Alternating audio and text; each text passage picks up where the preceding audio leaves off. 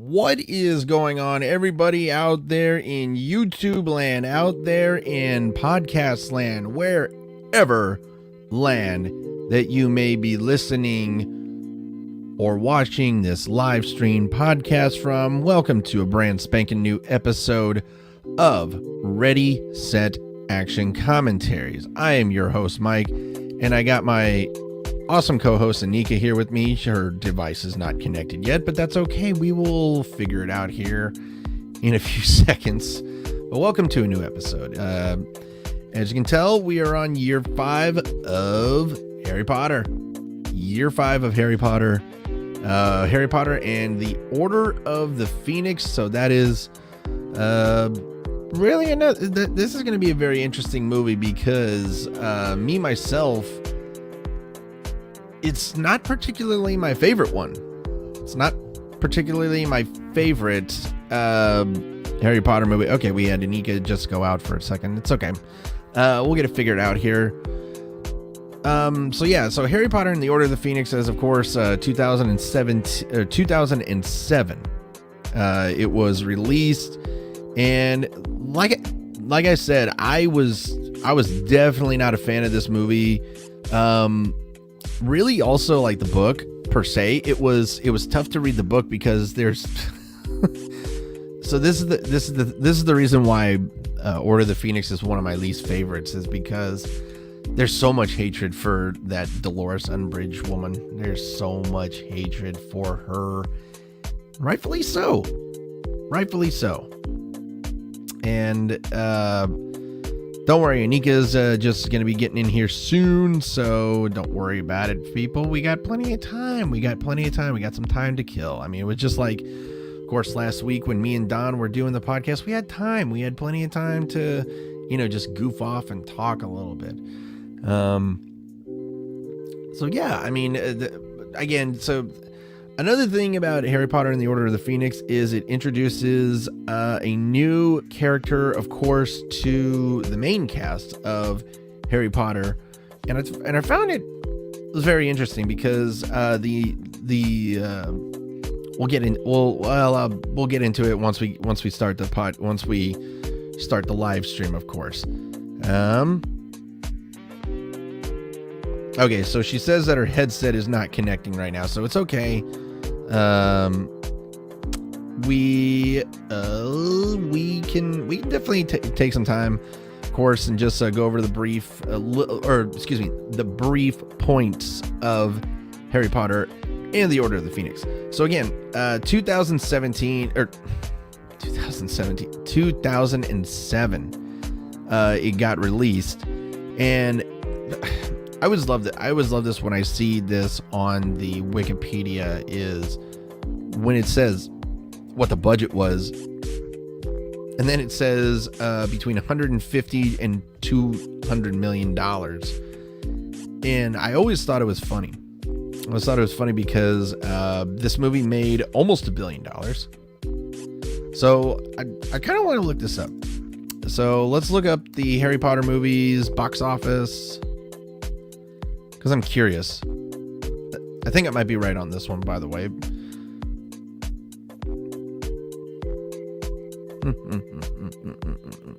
Okay, so... Okay. I'm trying to find this.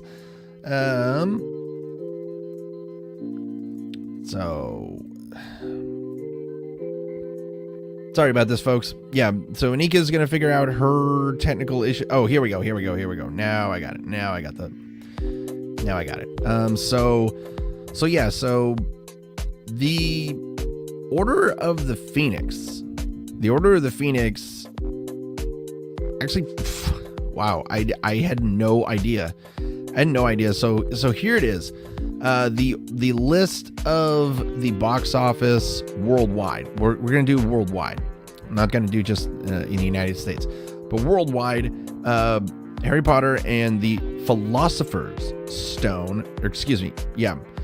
So Harry Potter and the Deathly Hallows Part 2 made over $1.3 billion at the box office, and Harry Potter and the Sorcerer's Stone made a little over $1 billion worldwide at the box office.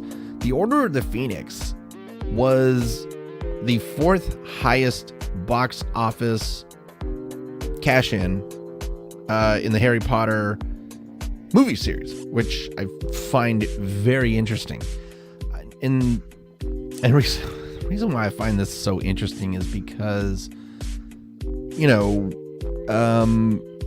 for one, real quickly, guys, sorry again. So Inika, again, she's having some issues. It's better to get these issues out now than like it was with the Harry Potter and the Sorcerer's Stone podcast, where we had issues during the podcast. It's better we get them out now than actually have them. So looking at the box office, The Chamber of Secrets and The Prisoner of Azkaban were the 2 movies in the franchise that had the 2 lowest box office box office ticket sales.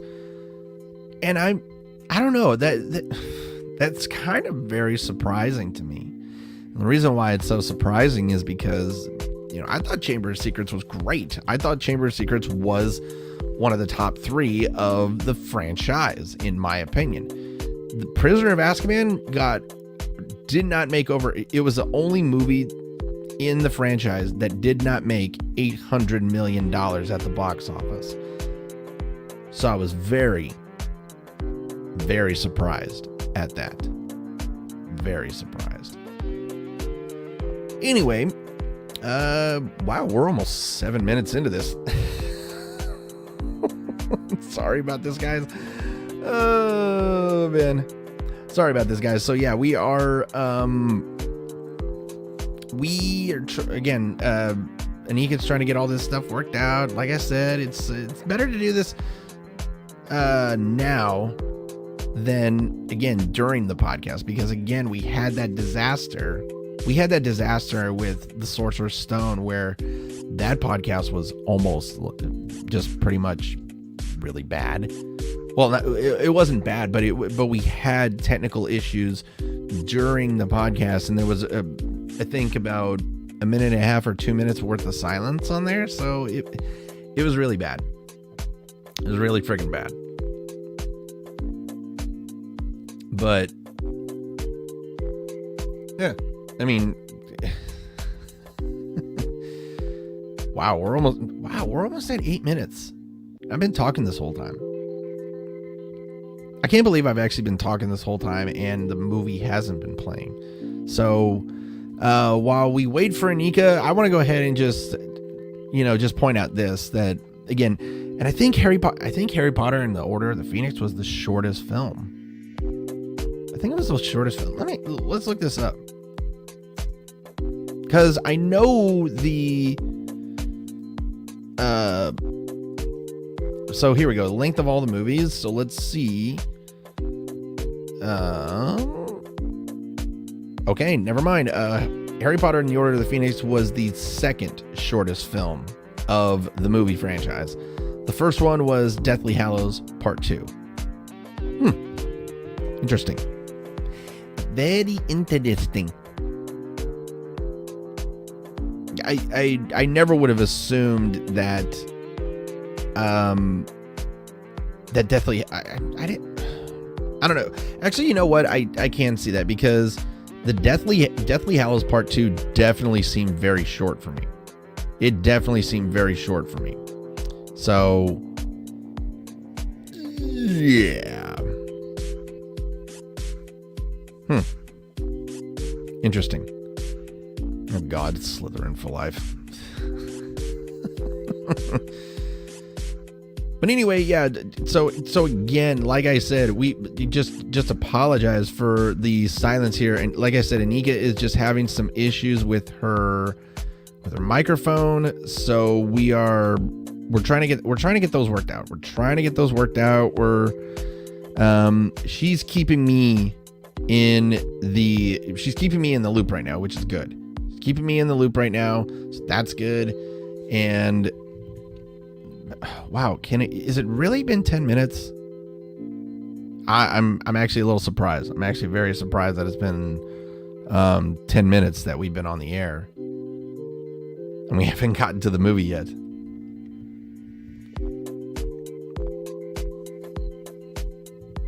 Anyway, yeah, so I'm gonna text Inika and find out what's going on. Wow. I mean, once again, sorry about this, guys. I mean, technical issues happen. Technical issues happen, and it's better to do it. Again, I've said this a couple times now. It's better to happen now than during the show. Or in the middle of the show, in the middle of the show, because if it was going on in the middle of the show, then we would have a huge problem, because again, the Sorcerer's Stone podcast was really bad, where we had that brief 2 minutes or a minute and a half worth of silence. It was really bad. So again, apologies. We should be up here in about, I don't know, maybe 5 minutes or so, hopefully.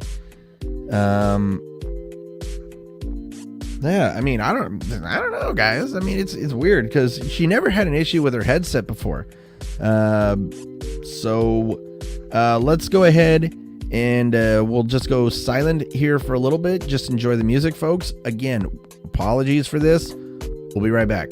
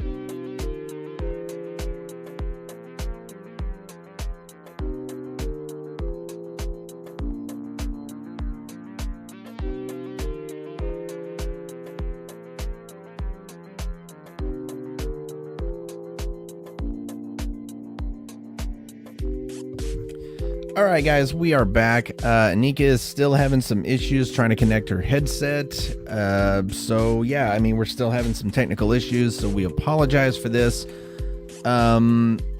I think what we'll do is, I don't know. I think what we'll do is try to edit the audio. Hopefully the audio can get edited. And once we are at, I think once we're at, I think you can actually edit the YouTube videos. I think you can do that. I'm not 100% sure, but anyway. Oh, okay. Hold on. We may have Inika right here. We may have it. Fingers crossed. Fingers crossed. Seriously. Oh, there it is. There it is. She's here. She's here. Hello, Inika. Or not. Whoops. I thought Inika was in here and can't hear her. Darn it. Oh boy. We don't know what's going on here. I have no idea what's going on here. Oh man. We may have to move this podcast to another day if things are not going to go our way tonight.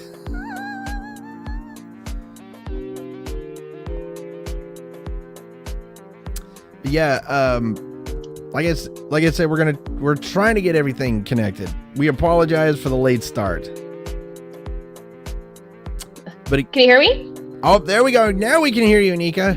Oh, perfect. And there she is. All right, let's try this again. What is going on, everybody? Welcome to a brand spanking new episode of Ready, Set, Action Commentaries. Oh, and I actually forgot to do my intro. Oh, well. Anyway, here is my co-host, Inika. And Inika, we are damn near 17 minutes in. I don't think we should do intros right now. I think we should really just get to this movie. Yes, indeed. Definitely, indeed. So again, Harry Potter, Order of the Phoenix, year 3 or year 5. So if you guys want to join in with us and watch this movie, go ahead and pull it up on Max. Pause it at the 0 seconds. As soon as we say ready, set, action, go ahead and press play. So Inika, are we all set for year 5 of Harry Potter? Yes, indeed.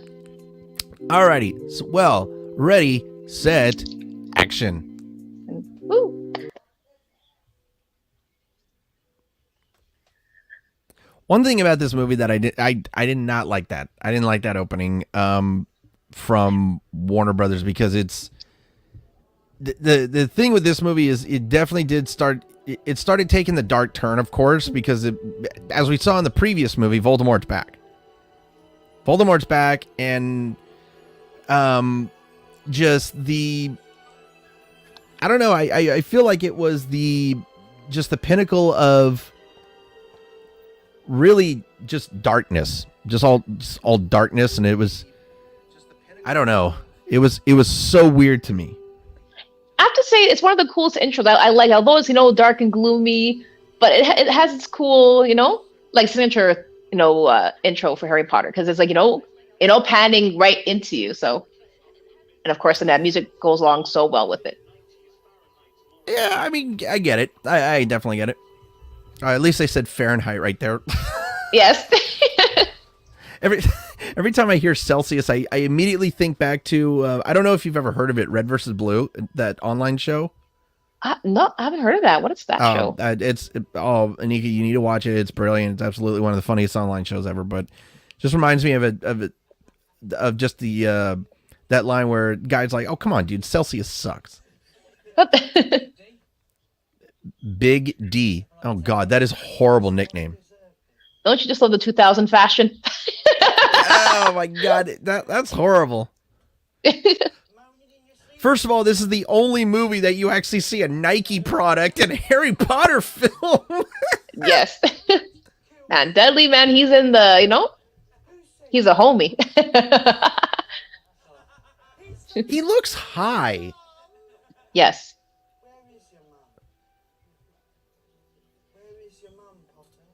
I can't.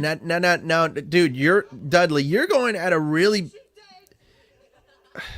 Okay, you know what? Crazy. Okay, it would.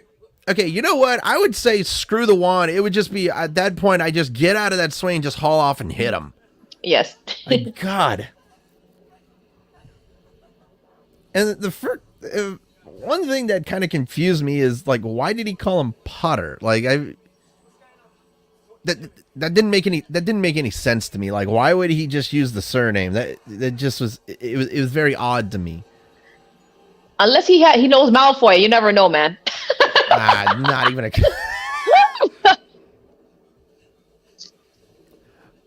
Yes, run, you fat fuck, run! Yes. Run, Dudley, run! Run, Forrest, run! Jesus. I mean, of course, and Harry Melling, of course, playing Dudley Dursley. Like I said, he looked like he was on.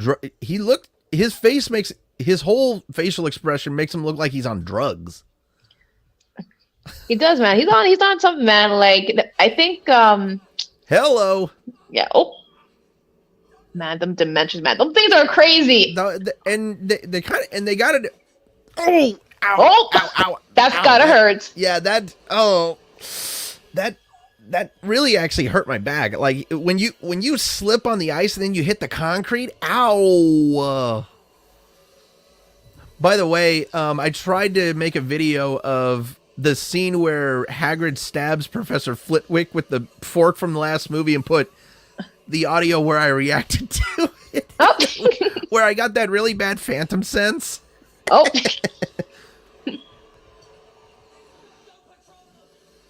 Patronum, yeah. Yeah, there you go. There you go, Kim Kardashian. That Dementor's Kim Kardashian. It's missing plastic. It's missing plastic in the ass. Yes.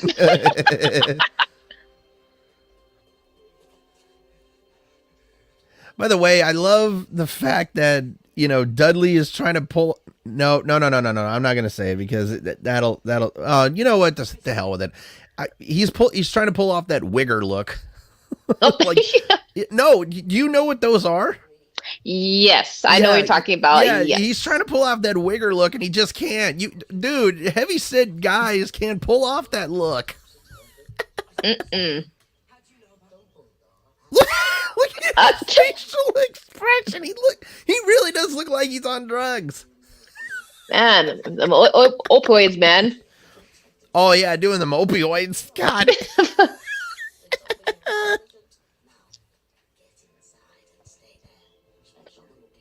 I haven't seen those shower caps in a long time. Look at it. His face when he's looking up at the sky. Oh my God.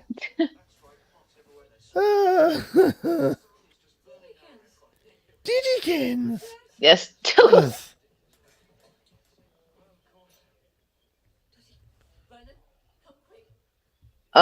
What? Eat the sweets, man. Oh my God. Whoa. Vernon, dude, you look like. You know what? I mean, he looks very, very overweight now. Oh my God, it does. He's wearing he's got the like. Dudley, man, chill. Don't over exaggerate. Oh, what the? That owl hit the ceiling. I think that owl hit the ceiling. That bird was just tired, man. He's like, that's it. I'm tired, man. First of all, this is the most calmest howler I've ever seen in my life. He's a chill one, man. He's a chill owl. A very, very chill howler. The look on Richard's face. This is my favorite part of it, man. I'm like, I'm waiting for that moment. Mm-hmm. Oh man, she's yeah, actually... hoping you are well. Jeez, man, that face. Yeah, I was gonna say that. Justice. I know. It would have been really funny if he would have did that laugh, like that squeaky laugh. He's like, justice. I know. And then he just mouths, not well. Nope. Clearly, he's not well because he's on drugs. Yes. Drugs are bad. You shouldn't do drugs. It's Oh! bad. Okay.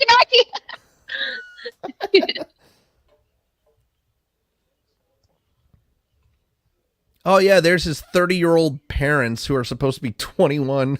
Yes. God's sakes.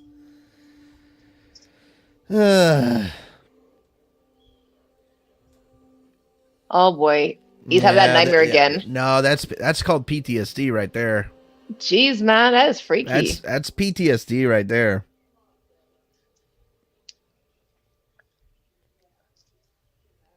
One thing about the beginning of the Order of the Phoenix that I did like it. I did like the opening to Order of the Phoenix because it got right into the Dementor attack. Yes.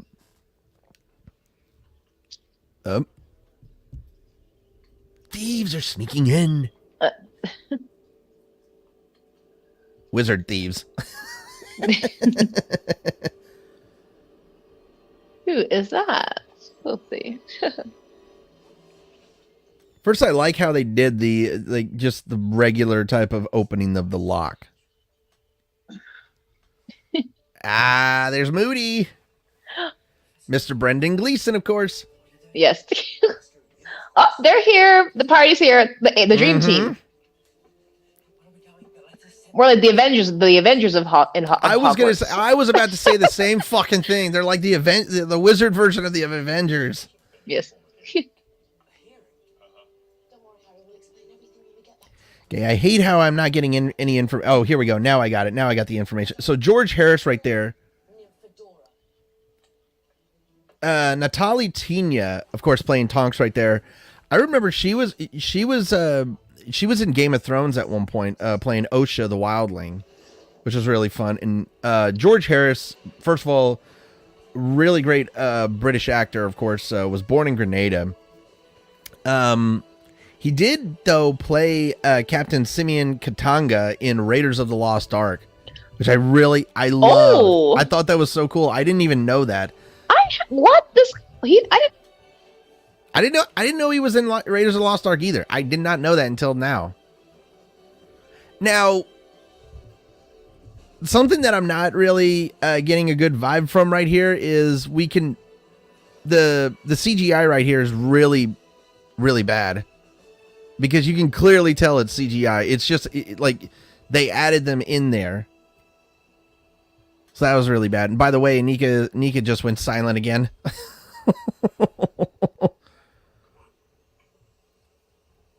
But no, that part where they're flying on the broomsticks, like going to number 12 Grimmauld Place. Again, it was just it was really poor CGI on the part of Warner Brothers. It really was.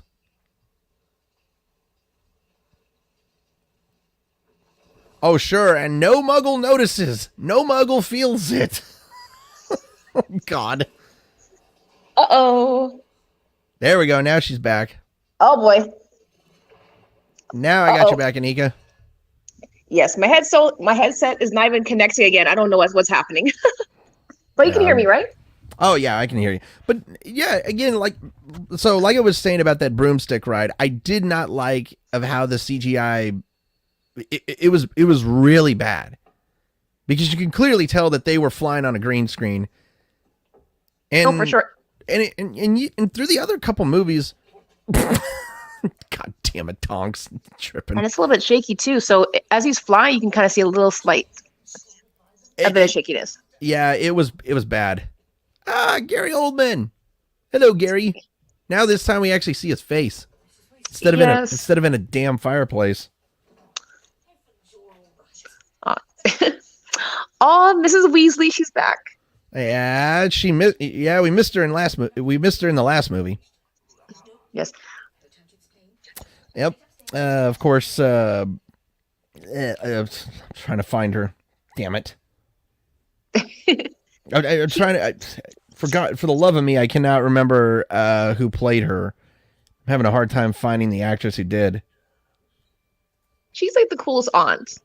She really is. She's like that cool aunt. Oh God, creature. That is a very ugly house elf. A very ugly one. He don't like him, you know. He's like looking like, what's she looking Yeah. at? Oh, yeah.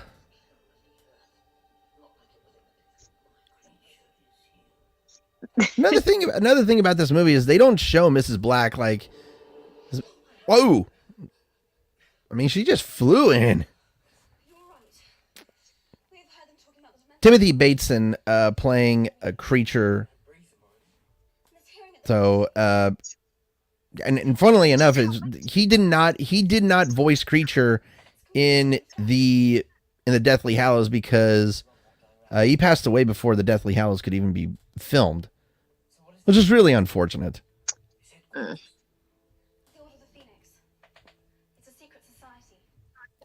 least Ron's hair looks better in this one than it did in the last one. Oh, absolutely. I like that a lot better, man. Mm-hmm. The suit, though, it looks cute on him, though. No, that horrible wizard's robes, those were just absolutely just, ugh. They were probably one of the worst things I've ever seen. It gave me Mick Jagger vibes, man, back in those days. Oh, not even Mick Jagger would wear that, and Mick Jagger wears some outrageous crap. And here we go. We got the Phelps brothers back. I love this. The extendable ear. That's so awesome of how they put like the extendable ears in there. I like how Molly said that. He like of how oh, for God's sakes, why Snape?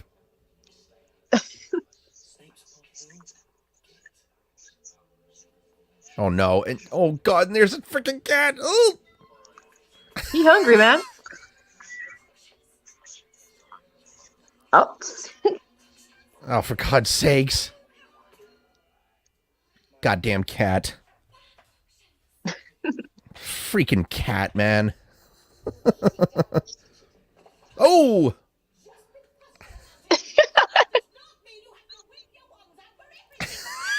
Oh, I just love her. I love her too. She's awesome. She's like the kind of aunt you don't mind having, man. Like, that got your back. I got Exactly. Got to turn your TV down a bit. Oh. That's better, right? That's better. Okay. That's much better. Oh. And then, of course, I love how they did Tonks like that because that was her. She was a jokester. I like those bird faces. Mm-hmm.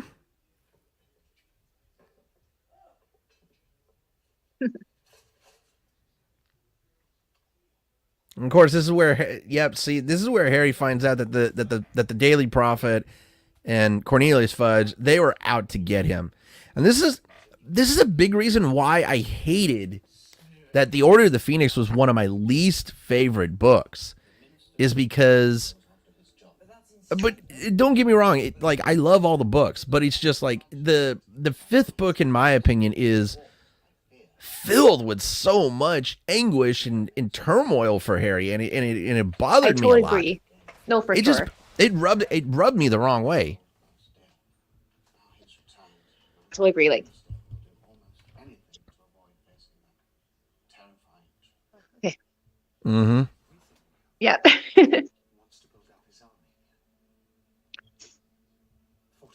So again, one thing that I do like though that they were doing with Sirius right here is I love that Gary Oldman played a huge role with Sirius Black, because he did do a great job at portraying the character, even though that he knew that he only had a lifespan of 2 movies.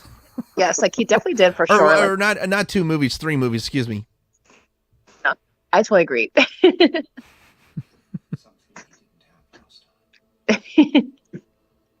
Mm-hmm. There you go.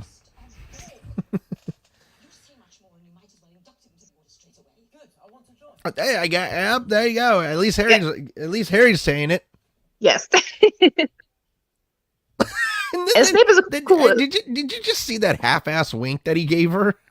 Yes. or not her, but he gave Harry a half-ass wink. Man, Sirius is cool, man. He's cool. He's the coolest wizard. He definitely is the godfather that you want. He is a godfather that you want.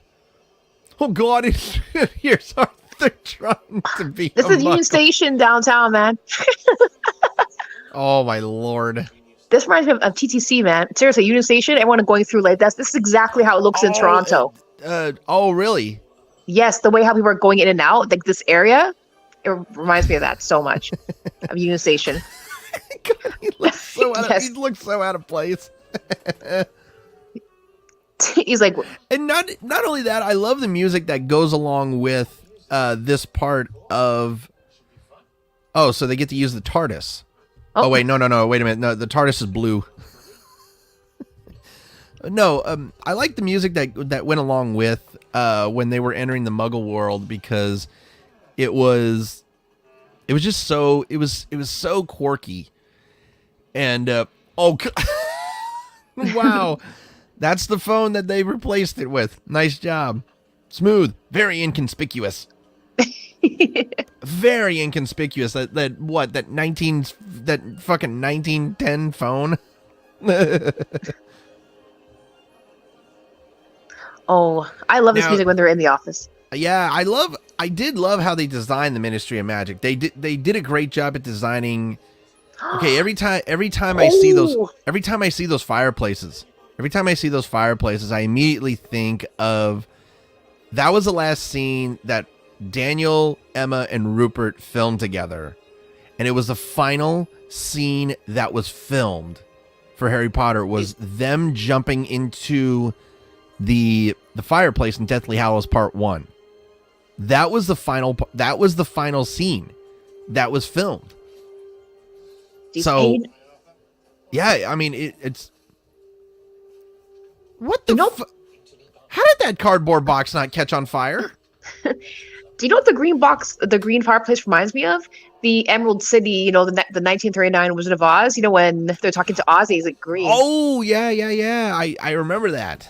It's like almost like a reference, because it almost like resembles Emerald City. Just a slight bit. So I would say, yeah, how the entrance was. There you go.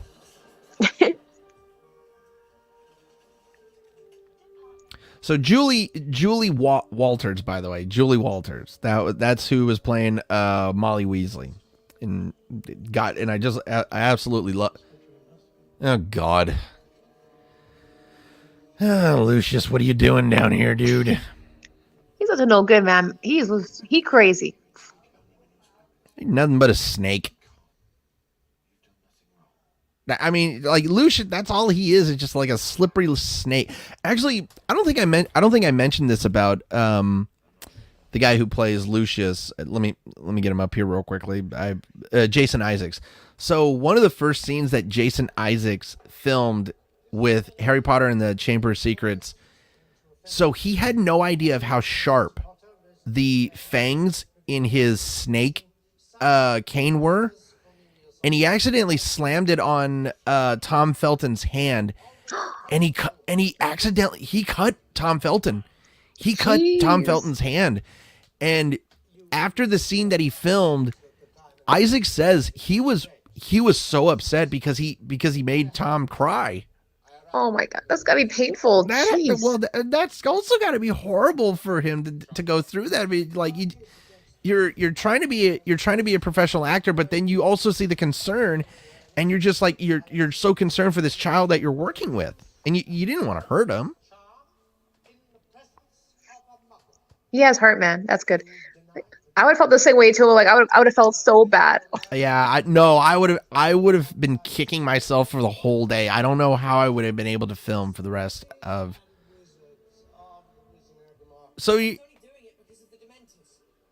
I was going to say, you're not even going to give him a chance to talk and actually give his defense? Oh, wait a minute. Never mind. They're in England. They're not here in America. There is no democratic court hearing. This reminds me of the House of Commons, man, in Ottawa. Yeah. It's actually a great comparison, political-wise. It's except Justin Trudeau is. I have to say that, Dan. Yeah, Justin Trudeau is in the middle, man. Yes. I forgot to mention Catherine Hunter. She's professionally known as Catherine Hunter. I cannot pronounce her real name. She is a Greek actress. She was American-born, British actor, but she has a very long Greek name. So she is known as Catherine Hunter professionally. And this is the only time that we ever see her in the Harry Potter series, because this is the only time that that Arabella Figg, who is a squib, just like Argus Filch is, this is the only time that we see Mrs. Figg in the entire book series and movies. So I thought it was, and then you can still hear me, right? Yep, I can hear you. Yes. Okay. You were just silent for a long period of time. I'm like, oh no. I'm here. Okay, good. Anyway, hold on a second. I also need to say this. All these technical issues is another example of why you got to get a laptop and you got to get a Blue Yeti microphone. Indeed. Oh my gosh, yes. So, one thing that Catherine Hunter is also particularly famous for is she played Eddie Karn in the Disney Plus Star Wars spinoff Andor, which I watched it. Wasn't really much of a fan. I don't know. When it comes to the Star Wars spinoffs, the only one that's really caught my eye is the Mandalorian, or the Mandalorian and Obi-Wan. Both have been brilliant series, great spinoff series. But I wish Disney would stop with the Star Wars spinoffs, because I feel like Disney's just trying to cash in with Star Wars. And you make good series, you make bad series, and most of the series that they've made have been good, but it's just there's been a lot of bad series with the Star Wars spinoffs. I wonder if they should have to run out of ideas, man. There's tons of stories. They have got to run out of ideas. By the way, I also love this courtroom design. Absolutely love this courtroom design. It's a great set that they built. It's kind of funny that the outfits they wear, with the thing around their neck, is the same thing that they wear in Parliament. Same thing. It's kind of. I can definitely see it, and look at that. Yep, cleared. You ain't charging. Yeah, fuck you, Fudge. That was rude. Also, I just noticed Harry's wearing a corduroy suit jacket. God, the corduroy, man. It's. Oh, and there's Sirius. There's Padfoot. I love that dog. Are you barking mad? God. I don't know what. Did you just got removed from the stream for some reason? Oh. I don't know what happened. Jeez. That's strange. We are not doing well with these technical issues. It happens, man. It's crazy Saturdays. Exactly. Definitely some crazy Saturdays.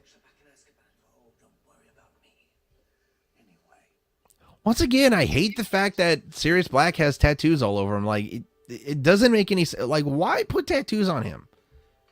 Because I didn't see any other wizard with tattoos except for him. He's not a bad guy. Well, no, he's not a bad guy, but it's just I don't understand. I never understood the tattoos. Never understood why they gave Sirius Black so many damn tattoos. Now, that was not how Harry found out about Neville's parents. He actually found out about Neville's parents. Oh, wait, no.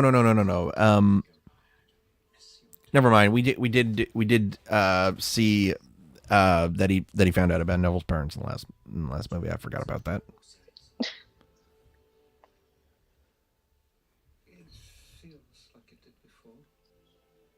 This is really a big movie for not just Daniel, but also for Emma and Rupert, because, all of them are between the ages of, I think, 15 and 16 years old. And this is really a big coming of age movie, because they have to deal with so much drama, so much teenage rebellion, and so much of the chaos that is the wizarding world and the upcoming war that they got to face. I know. I think this is kind of like the part of, just growing up and becoming a wizard. It's just the stage. This is like the next stage. I did not like that one bit soever. I did not understand that scene right there where he's dreaming and he sees Voldemort right in the middle of the station wearing a suit. Well, I mean, look at it this way, though. At least we got shots of the Hogwarts Express. We always get shots of the Hogwarts Express, and I love it. I love every damn shot of the Hogwarts Express. I love that shot right there. And that landscape. I absolutely fucking love that shot. That was perfect. right into the late night moon. You know what? Fuck off, Malfoy. Damn, man. Dude, just fucking punch him. Seriously, pull Hermione. Punch him in his freaking face. It's one thing to just keep putting up with Malfoy's crap, but it's another just to allow him to harass you. Jeez. Malfoy, he crazy. Did you know that Tom Felton, he dealt with so much hate portraying Malfoy? I mentioned that. In the first. What the fuck? What is that? That is like a. That's like a plump cactus. Oh, look at what we got here. We got a Thestral. This is another thing that I loved about this. So I mentioned it in the last podcast. I love the design that they had for the Hungarian Horntail. And I loved how they designed the Thestrals. Because they got everything from the book. They got the description from the book. They did it perfectly. That's what I love about it, is that they did a great design with some of these magical creatures. And it looks so lifelike too, like the way how they got really do. I mean, you know it's CGI, but it looks great. It absolutely. Oh, and here we go. Ivana Lynch, who is whoops.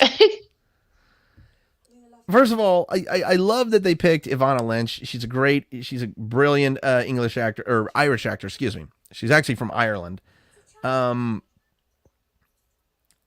Cannot keep so many circles. I like her character, man. She's just calm and cool, but she's so knowledgeable. Well, one of the things that I loved about what Luna Lovegood represented was Luna Lovegood. You know how all those tabloid magazines that come out with those bullcrap stories of like how, oh, I married Bigfoot and all this stuff. That's her character. She's the conspiracy theorist in the wizarding world, and it was so perfect. I like that about her. Like she had some knowledge. She does.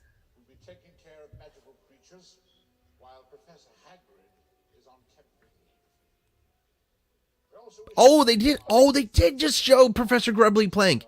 She got like a second and a half of movie screen. Oh, for God's sakes. That fucking outfit of hers. Yikes. My gosh, man. This is another reason why I actually hate this movie, is because of her. Just because of Professor Umbridge. I hate her.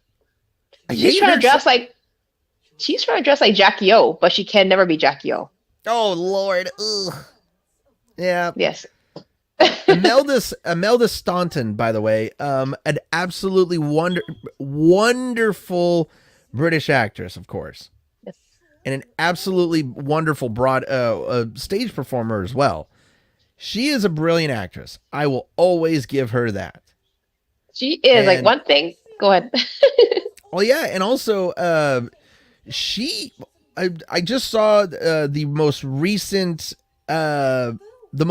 thing that she was in. She plays Queen Elizabeth II in the final 2 seasons of The Crown, the Netflix special. Oh wait, what? Oh my gosh, I never knew that. As I'm thinking about it, like, okay, yeah, I definitely see the Queen Elizabeth kind of. Mm-hmm. Oh, okay, I get you. She is a very talented actress. I have to say, man, with her character that she portrayed, she acts so kind, but deep down, people gotta be careful, man. People that see, actually, you know what? I need to. This is something I need to give Imelda Staunton. Okay, is she playing a? Look at. God, Filch in his ecstatic clapping. Yes, he's so happy, man. His cat came back from the pet cemetery. Okay. He came back saying, saying, hey man, what's the ruckus? Hearing all that clapping. That was good. So yeah, what I was about to say though, so Imelda Staunton, what she did with this role, you were absolutely right. You hit the nail on the head. She plays a character. She plays such a sweet, like almost a sweet old lady, but deep down, you know, she is an evil prickly pear. Yes. You want to run from her, man? Like that's all I gotta say. If I had a teacher like that, I'd be like, okay, I gotta play ball, man. You know what? How about you just shut the fuck up, Seamus, you Irish bug? You're the one who's believing the prophet and all this crap. Oh, jeez, man. And right there, you see the loyalty right there. Look at, oh my God, did you just see Rupert's face? Yeah, man, he's like, I got your back, man. Is it just me, or did his face look like he was about to whoop some ass on whoever jumped up and was going to say something? He looked like he was ready to kick some ass. No. Indeed, he's like, you know, who's next? Like, who's next? Definitely. He's the face he made, it was just like this. He's like, the next fucking person who stands up, I'm going to punch you in the face. Yes. See, right there, you know what? That little tick that Harry did right there. One thing, so Daniel said that he did read the books and everything, and he found out about the Horcruxes, and he felt like doing that little tick kind of gave him that feel that he was part of the Horcruxes, and I like that. I like how Daniel over the years truly developed into a great actor. Absolutely. Oh, that is so cool. That really is cool. Oh, come on. Don't be a douche. Jeez. But yeah, I mean, so like I was saying, Imelda Staunton, again, playing Professor Umbridge, who is as you can see, she plays that sweet old lady type of role, but you find out later of just how cruel and what the? Did you just see the Patil twit? Or Jeez, no. I'm not going to speculate what their eyes were looking at. I'm not going to say it. I'm not going to. That's a trap. I'm not saying it. Okay. Anyway, getting back on to Staunton, the role of Dolores Umbridge, that had to be a particularly difficult role for her because what the hell kind of kindergarten crap is that? Oh my God. Jeez. Oh my Lord. That looks like something for preschoolers. It does. Jeez. That's ridiculous. Defense against the dark arts. Oh my God. Oh my God. That fake little laugh of her.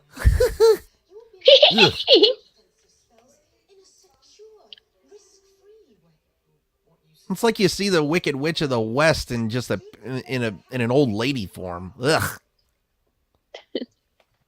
Speaking of Wicked Witch of the West, she actually performed she was in a Wizard of Oz play, Imelda here. So she was in a Wizard of Oz stage performance as well. So I thought that was pretty cool. I thought that was kind of pretty cool. A little bit of info.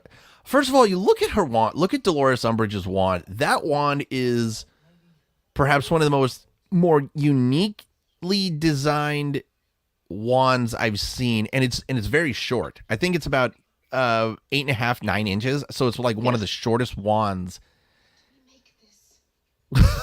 Oh my God.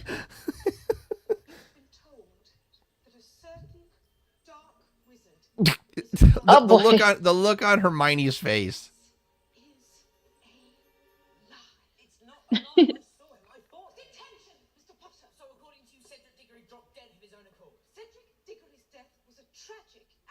Lies! That is a lie!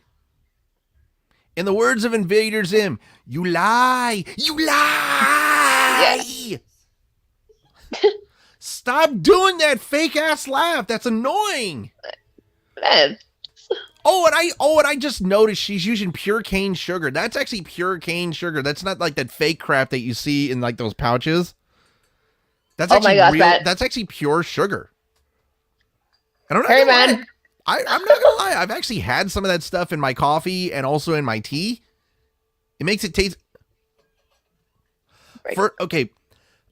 First of all, that office is terrifying. Secondly, her moving that pencil, she has OCD. Okay, this woman terrifies me even more. Oh my God. Are those the kids, man, that are turned into cats or something on the walls? I would not even put it past this bitch. I would not put it past her. Oh my God. Again, all of that pink, it's too much. Yes.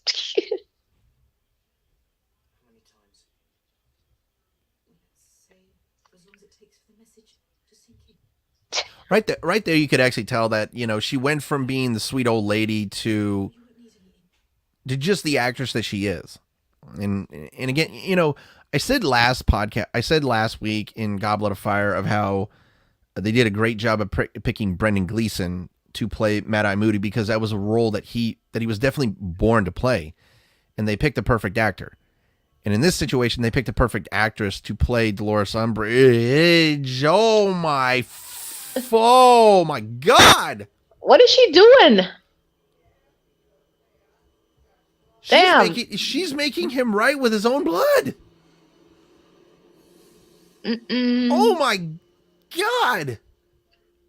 I will not tell him no lies. What kind of Nazi torture crap is this? I'm sorry for saying Nazi, but oh my God! What kind of... That's even more horrifying. That's terrifying. That's painful torture, man. Oh my God, and he's got to keep writing over and over.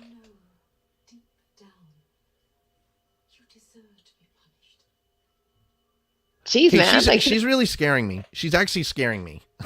I'm not even going to lie. She is scaring me.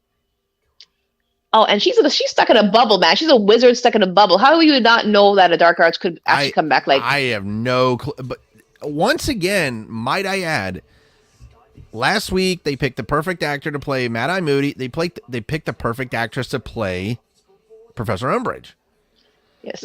Oh my God. Oh my God. Oh, that's crazy. Oh, it looks like Lord. I like their prop stuff, man. Weasley, they have a great company. I like how they have some cool props. the Weasley Wizard Wheezes. Yes. By the way, I almost forgot to mention. So remember last podcast of how I kept seeing all that ice cream, and I told you I was going to go buy ice cream. I went and bought ice cream after the podcast. What flavor did you get? Oh, I got the good flavor. You ever heard of Tillamook ice cream? No. What's a Tillamook? So Tillamook is a company out in Wisconsin. So they make really great dairy products. They also make really good ice cream. I don't know if they sell it up there in Canada, but it's absolutely like some of the best ice cream out there. And of course, Safeway had a deal of, so usually Tillamook is like, I think $5 or $6.99 per carton, per like the carton or whatever of ice cream. They were having a sale. It was $2.99. Now I thought it was $2.99 for each. Turns out you can only get 2 of them, and I was just like, damn it, because I was about to buy 10 of them. Oh, hey, when there's $2.99, wow, that was a brilliant shot right there, because I love Hagrid's hut. I love how because from the first two films, we only saw Hagrid's hut, which was like about a couple steps away from the castle. If you remember Harry Potter, so the Sorcerer's Stone and the Chamber of Secrets, Hagrid's cabin, like it wasn't really out there until the Prisoner of Azkaban.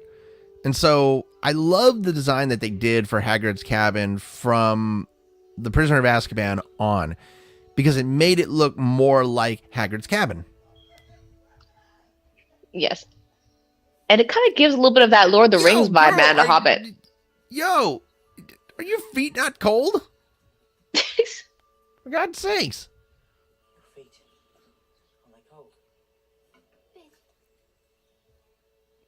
She loves being around nature. She's a nature girl. Yeah, I was going to say the same thing.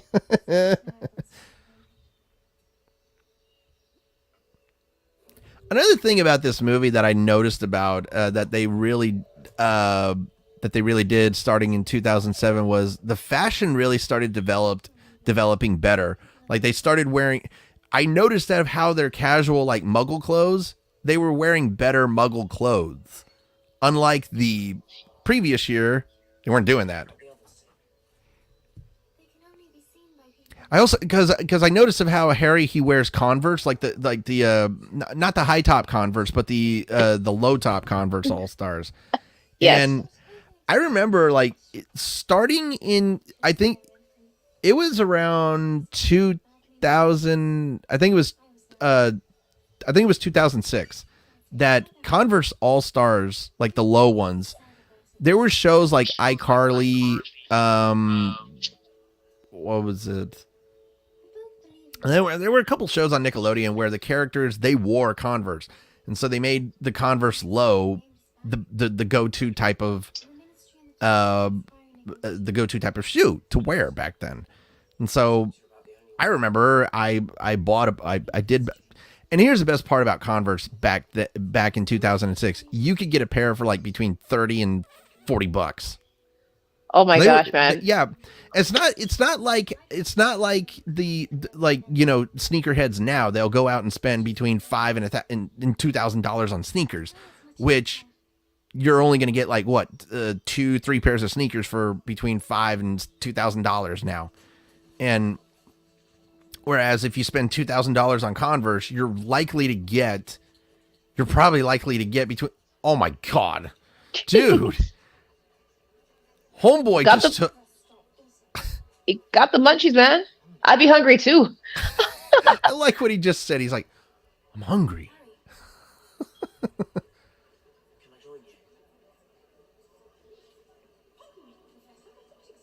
I just saw that plate of bacon and eggs behind right there, and I thought that looked so good right there. Once again, I like how Rupert and Daniel's hair were shorter in this movie, and because the last episode, or not the last episode, but the last movie, you know, Daniel and Rupert's hair were absolutely just beyond long. It was at a point where you're just like, both of them need a serious haircut. Yes. I'll say, man, it was an interesting look. It was original. Disloyalty towards who? Can this woman please stop with the pink? Jeez. Oh. That's her minion, man. That's her minion.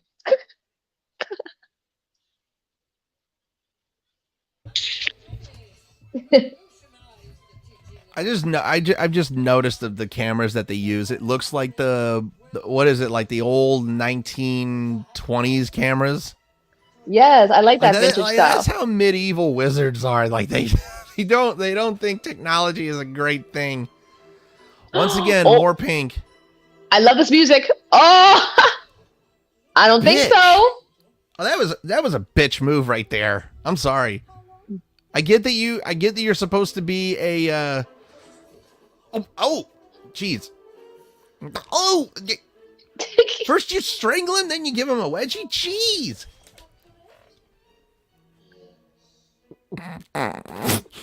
Snape is a walking stick, man. He really is. He's frozen when he walks. You know what? You know what? I'm actually going to be on Snape's side on this one. I think he deserved it. Jeez, man. Oh, another one. You know who she's reminding me of? She's reminding me of that principal in elementary school where the principal would walk around, and if they saw you had a piece of gum, they confiscate it right away. Or if they saw that you brought a toy, they just confiscate it right away. That's who she's reminding me of. Yes. No.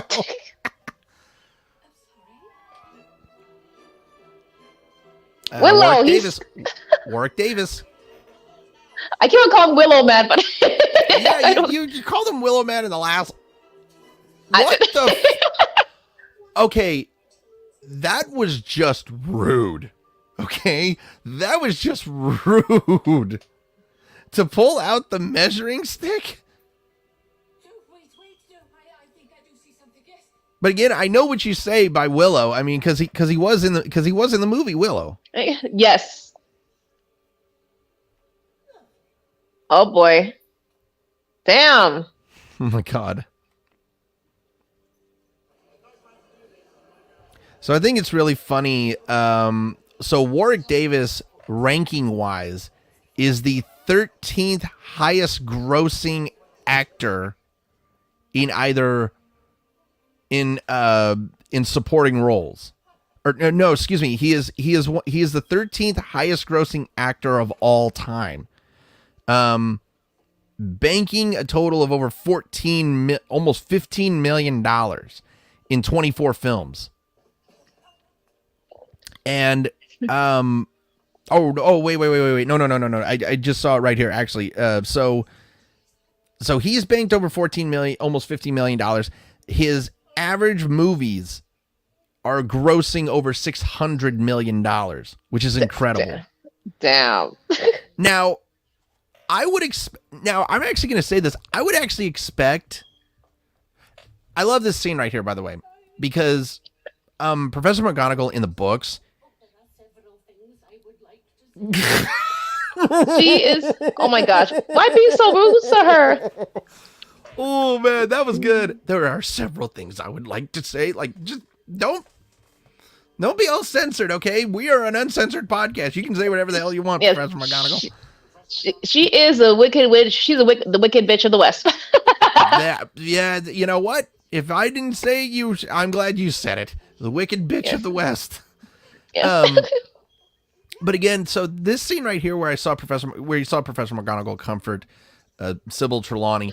So in the books, she Professor McGonagall kind of has like a little bit of an animosity towards both the study of divination and, of course, Sybil Trelawney, because they think that she's a fraud. But for her to comfort her like that, I like that scene. I really did like that scene. Yes. Getting back to... So, I think you're going to find this hilarious. So, if you could take a guess at the highest grossing actor of all time, who would you have it a guess is the highest grossing actor of all time? Oh my gosh, that is a very good question. You know what? I'm gonna just say this of all time. I'm gonna say, man, is it any actor or just okay? It is an actor. Just okay. Go ahead and oh my God! Look at this. This radio. I'm gonna say this, man. I'm gonna guess Johnny Depp. You're way off. So as I'm looking Johnny Depp is not even in the top 20. Oh, what? Johnny Depp's not even in the top 20. The highest grossing actor of all time is Stan Lee.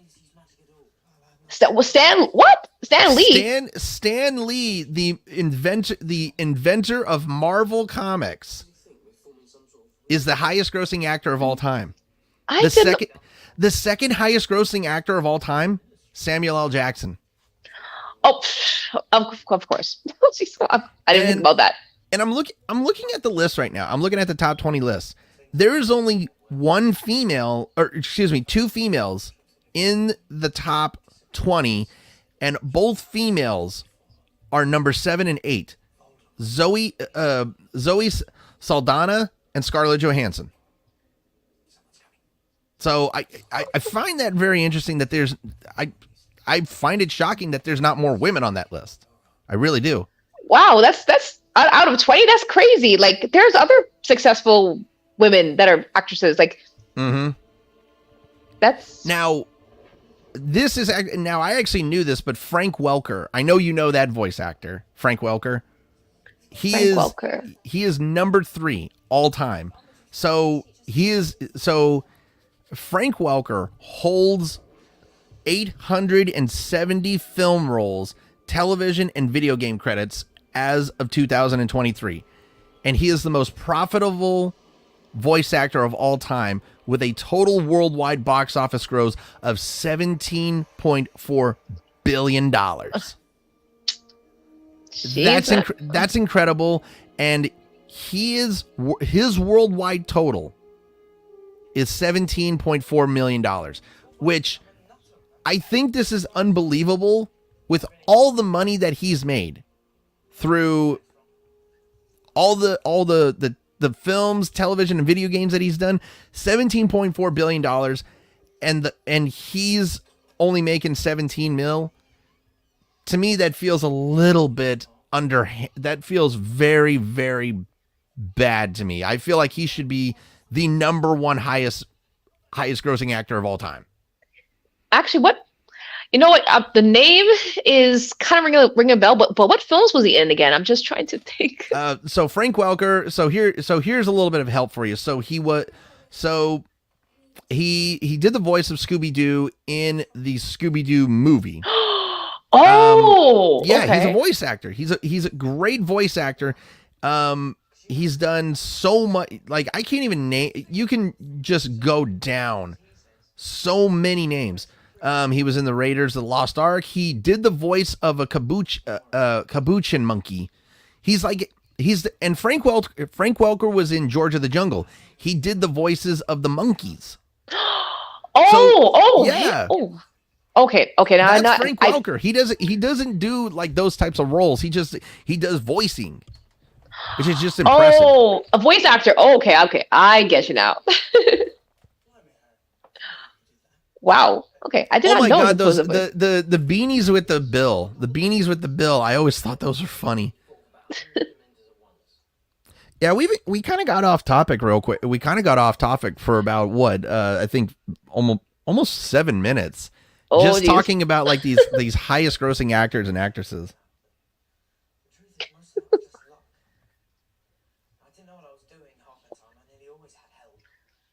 He's ready to start. He's both being modest and stupid at the same time, but he is being truthful. Most of the time, he did have help. Because I think it's funny. Harry's not an incredible wizard. He's just Harry. He's just a wizard. Whereas Albus Dumbledore has talents that he will never have. Voldemort has talents that he'll never have.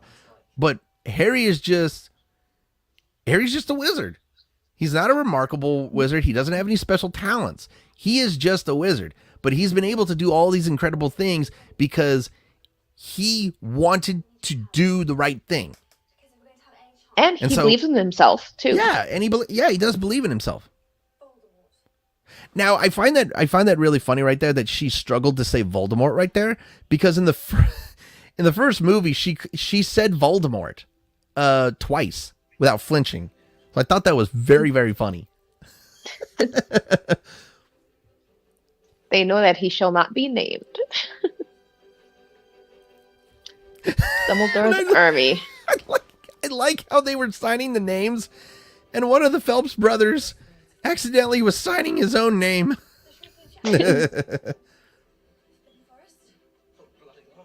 Not bloody likely. Yes. She's excited, man, to join the army. Honestly, I would be excited too. I would join the army. I would, yes. Who are you and what have you done with the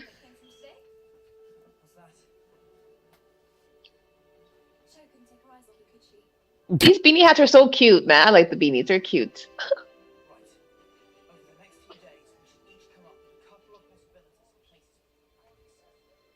All right, practice time. And of course, look who's just. She's like, all right, my minion, spy on them. Up. Oh my god. Jeez, man.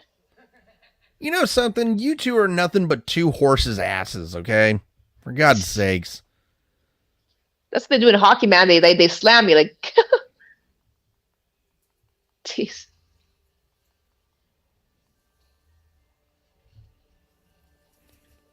The Room of Requirement. And another thing, this is something that bothered me about the movie, is that Neville did not discover the Room of Requirement. It was Dobby who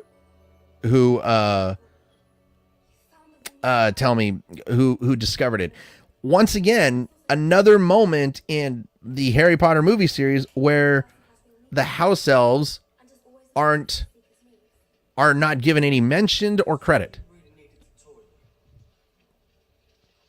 And they only had showed one elf. That was it. Another thing that what Ron just said there, he's like, so what if you really needed to use a toilet? They took that from the Goblet of Fire. They actually took that from the Goblet of Fire because it was Dumbledore who actually said that at the Yule Ball to Igor Karkaroff. He actually said that. Oh. God damn it, Neville, how? How do you do that? Like, how do you disarm yourself? For crying out loud. I just don't understand it. I please explain how somebody can disarm themselves. Oh.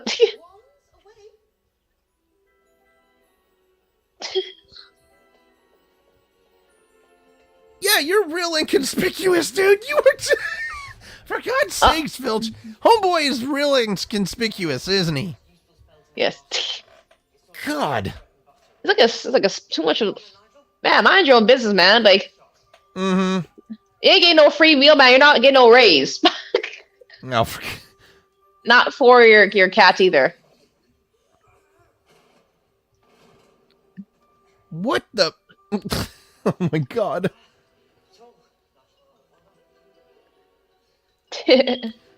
I never understood that character. Oh, sorry. What? Wait a minute. What kind of sandwich were you making where it just made that crunching noise? What kind of sandwich was he having? I didn't understand. I didn't understand that. I'm sorry. That just did not. I didn't understand that at all. So the character that we just saw is Nigel Wolpert. I'm sorry, Ron. You deserved it. But yeah, so again, Nigel Wolpert, I just looked it up. Bro, really? He's really... Okay, I need to ask you something. Did Ron just really do dick measuring, like, right there with the guys, where he's like, I let her win? Did he really just do that? Oh my God. That's ridiculous. So much notes, man. So again, the character Nigel Wolpert, he was never mentioned in the books. He's never mentioned in the books. So I don't understand what the character was. William Melling is the actor who played Nigel in that one, of course. So, but again, I don't understand why they included a character that was never in the books. It just didn't make any sense to me. Oh. Ow. Oh, she got distracted, man. Yeah, she did. Harry's distracting her. Yes, eat him. I dare you. Oh my God. What the look on his face. Oh. Oh. Oh. Ew, I just saw that. And squirt. That was nasty. There was no need to show that. I'm sorry. There was no need to have a pustule spew out and get the camera full of. Never mind. Ugh. That's nasty.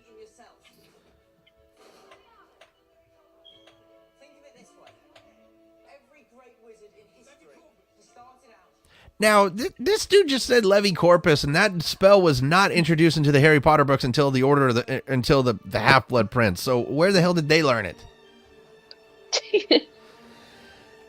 just the mistakes these movies just keep making.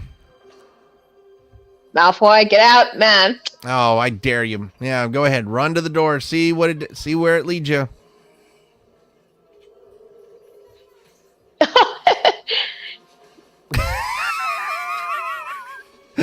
Oh! Once again. Oh my God. Damn, Bonnie. Homegirl just blew it to smithereens. I love this music when it's playing when they're trying to battle, and Exactly. I love it too. Now I like how she just said that. She said Expelliarmus. Like it was her accent. Hey, he got it. Finally got it.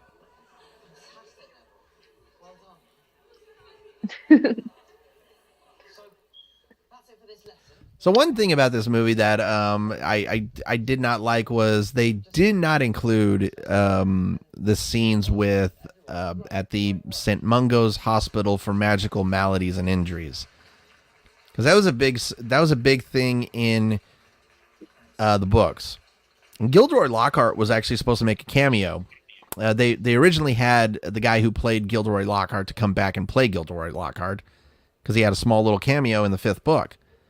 So this is the second movie, or the second shortest movie in the Harry Potter franchise. I mentioned it earlier in this podcast.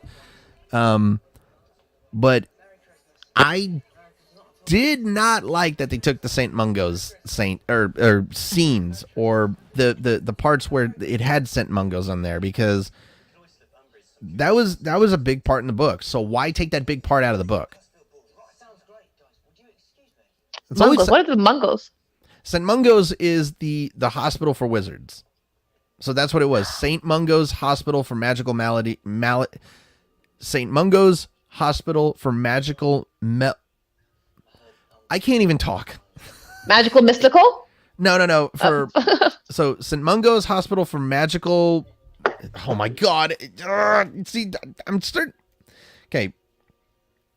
So here we go. I got it. Here we go. St. Mungo's Hospital for Magical Maladies and Injuries.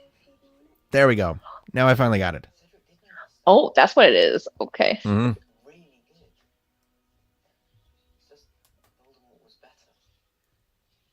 Well, first of all, Voldemort didn't kill Cedric. It was Wormtail who killed him. Yes. So that, and I think it's funny.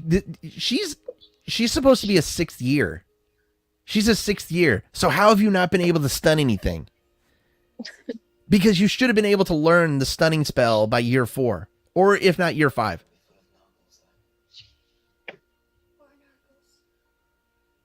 These old. Oh, just shut up and kiss her. Thank you very much. Thank you very much.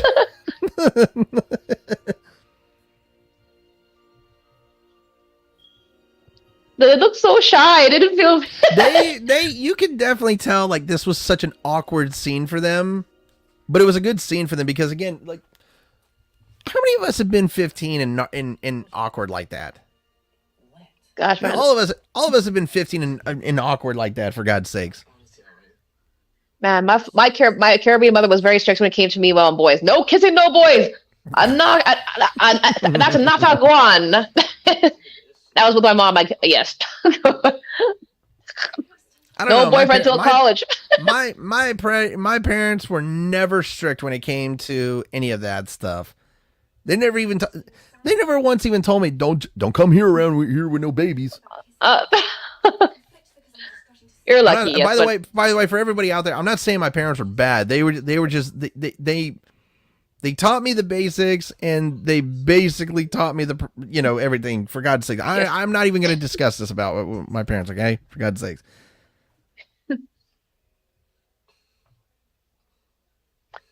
He's smiling about it.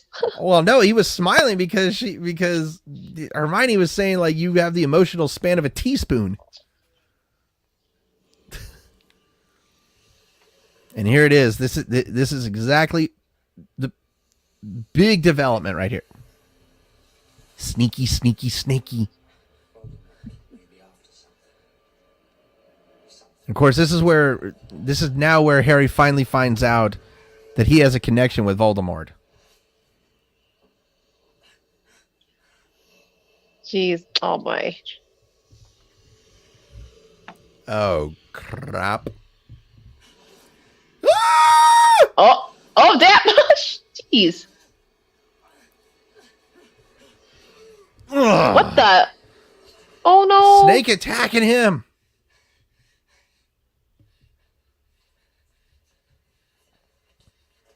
That's the first time I've ever seen Professor McGonagall without her hair in a tight bun.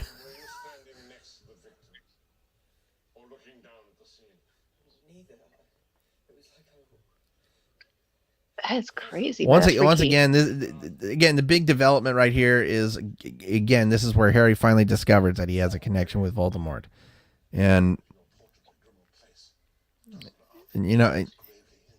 there's another character that never really got developed in the series was Phineas Nigellus, because he was supposed to be a character. He was a big character from book 5 all the way onto book 7.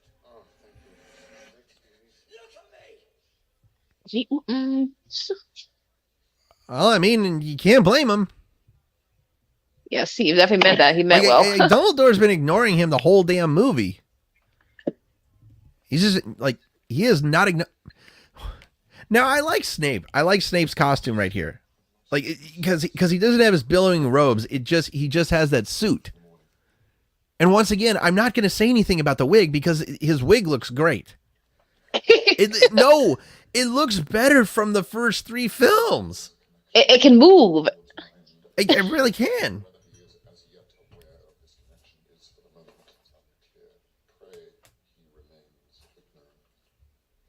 He's gonna help Harry with something. Why did he keep his wand in a sleeve like that? That didn't make any sense to me.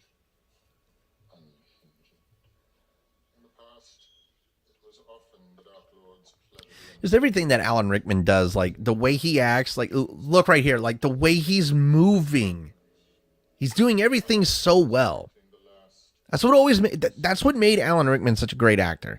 Is he knew what the role was required. He knew what every role was required. He knew how the movements had to be, how to speak, and how to just portray the role that he did in every movie. And that's why Alan Rickman is perhaps one of the most brilliant British actors of all time. Oh. Yep, there you go. Practicing occlumency. And once again, this is another thing, another change from the book to the movie is he did not start occlumency lessons until after he got back to Hogwarts from the Christmas break. That was a great shot, by the way. That was a great that was a great CGI shot right there in the snow. I mean, that was just perfect. That is really cool. I like that. Like, how's like seeing the whole entire castle. Mm-hmm. Okay, I'm sorry. I want a Christmas ornament like this. Oh, that is so cool.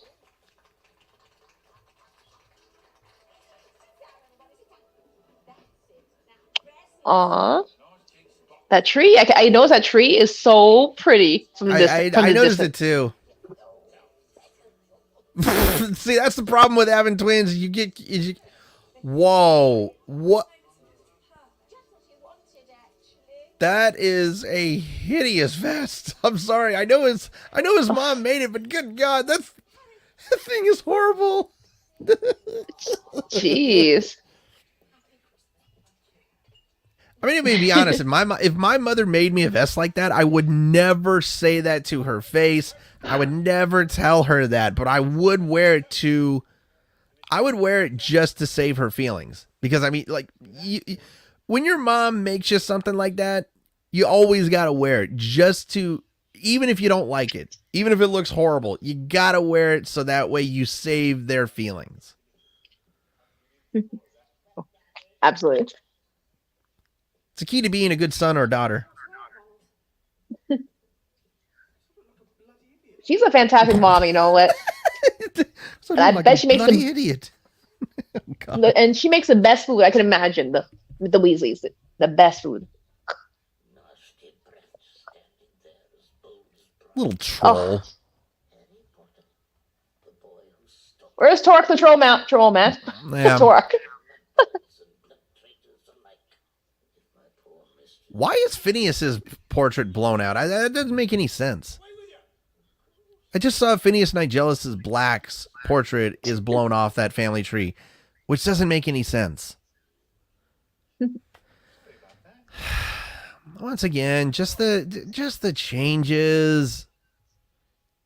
Changes really irritate me in these movies. Is just like those changes from the book to the movies. It's kind of funny because you watch movies that are transferred from book form into movie form, and you always notice those changes. You always notice those changes. One movie series that I've actually noticed that did not really defer a lot of, like they didn't change hardly anything, was the 50 Shades of Grey movies. Because now, yes, I admit it. I will admit it on this podcast. I actually have read the 50 Shades of Grey books. And for everybody out there, it's not about the sex. It's not about the bondage crap or whatever. If you actually understood the book and the plot point, then you would understand the whole thing. But getting off topic, when I watched the 50 Shades of Grey movies, I noticed that they did not change a lot from the books into the movies, which I really liked. So again, it was the fact that they changed a lot from the book to the movies, and the changes that they made in the movies, especially in this movie, was they took certain scenes and they did not put them in the movie. But I will say this: the Half-Blood Prince, it was the worst one, because we're doing the Half-Blood Prince next week, and I can actually tell everybody out there, the Half-Blood Prince is actually getting my lowest score out of all these movies. It will get the lowest score that I've ever given a Harry Potter film. Because, and it's not because the Half-Blood Prince is a bad movie. It's the way it was presented. It's a bad movie in the way it's presented. It's a Harry Potter film, yes, but the way it was presented, it was bad. But that's why, because my opinions on both the Order of the Phoenix and the Half-Blood Prince, both those movies are the worst ones out of all the movies. But the Order of the Phoenix is a better movie because it was presented in a better way than the Half-Blood Prince. You will see next week why I will have the Half-Blood Prince as... Oops. Sorry, I accidentally hit my speaker button. Anyway, so no, next week when we watch the Half-Blood Prince, you will see why it gets the lowest score. And again, to all Potterheads out there, the reason why I'm going to give the Half-Blood Prince my score that I'm going to give is because, and I've talked with multiple Harry Potter fans, and they agreed that the Order of the Phoenix and the Half-Blood Prince are both the worst two movies out of the 8 movies that were presented. But a lot of them have said that the Half-Blood Prince was the worst one out of all 8 movies. And even I think, and even I say it. I've always said that it was the worst one. Oh, wait a minute. We got Hagrid's back. Robbie's back. Uncle Hagrid. Yes, Uncle. I like that little tune that they were doing when they were running down to the cabin. I like that little tune that they just did. It's a Hagrid walk, man. It's basically a Hagrid happy walk. I'm gonna just call it that because they're excited to see him. Oh my freaking god! Her. What is she doing? Man, get out! You don't belong here. Look at that overcoat she's wearing. Oh my lord. That is so bad. Jeez.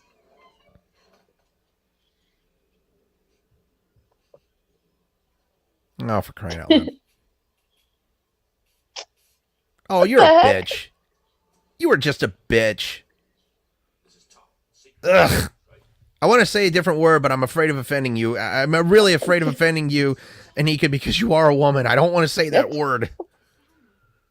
Okay. No, it's all good. Okay, fine. I will say it when the time comes.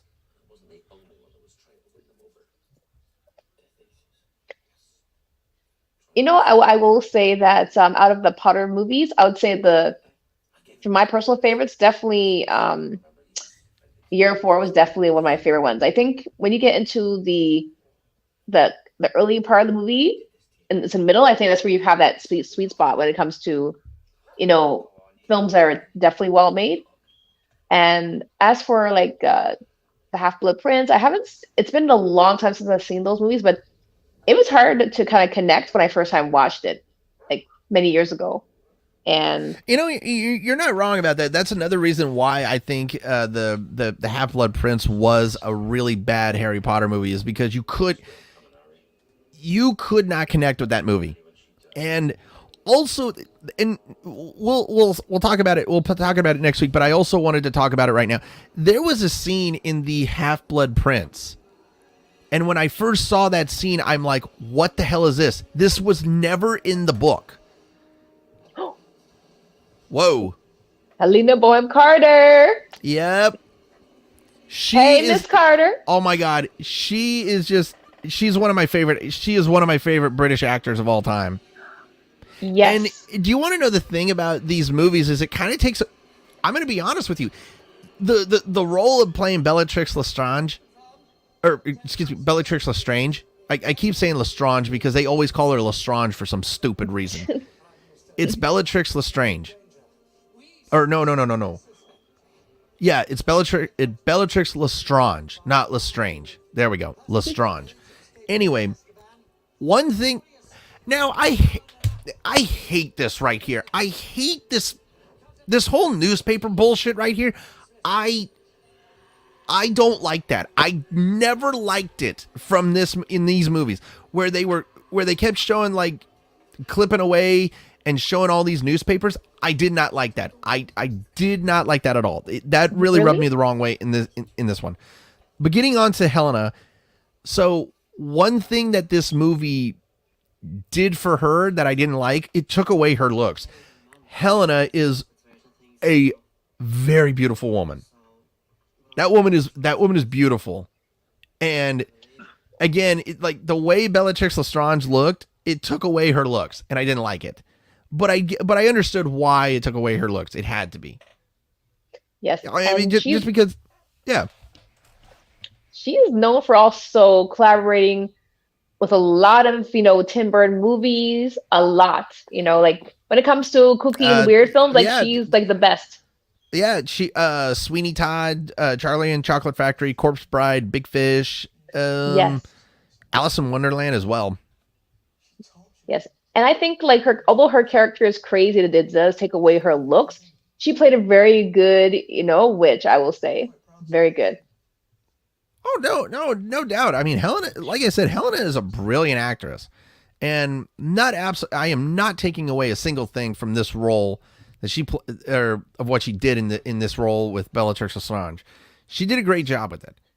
She absolutely nailed that role. Indeed. Like, I think if I had the opportunity to go in a film, I would love to collaborate with her. I think she's like one of the coolest actresses. Agreed. Here you go, Weasley. Mm-hmm. Win. Gotta win. We the best, man. We the best. Sorry. Oh, no. Never apologize for some jokes. Never apologize. Yes. That's not something I allow. Never apologize for jokes. Yes. Now, DJ Weasley. Now, I did like how they showed that Hermione's Patronus was an otter. And you've got to give me a fucking break. God. No, yeah. So Hermione's Patronus was an otter. I didn't know that Ron's was a dog though. Like it never stated what animal was presented. Oh boy. What is that?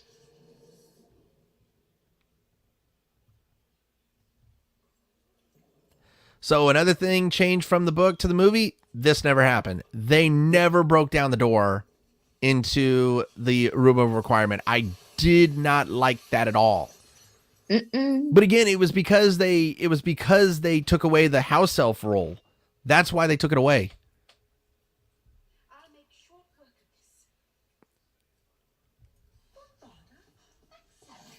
of this.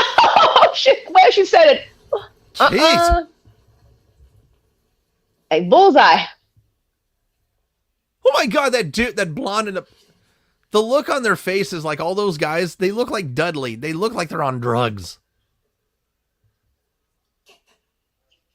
Also, the dude, did you see the guy in the back, like the really tall guy with the blonde hair? It looked like he got electrocuted the way his hair was standing up. Yes. All your fear-mongering about you-know-who never fooled us from Now, I did like how they put Percy in this movie because he was supposed to be in the last movie. Oh my god, the dude on the left in the Sherlock Holmes get up.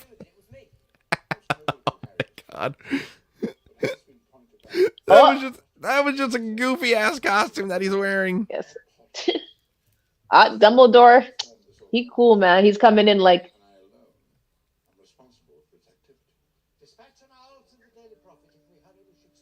Dumbledore's army. Look at the dude in the trench coat, like in the only thing he's missing is Sherlock's hat. Yes.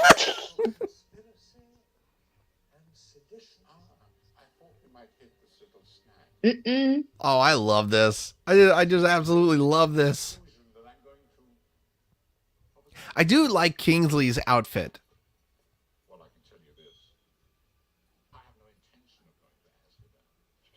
Oh. You give him a wink, like I got you, Harry. Woo! Ooh. Oh, and here comes the best line in the entire friggin' movie. Yes. You may not like it, Minister, but you can't deny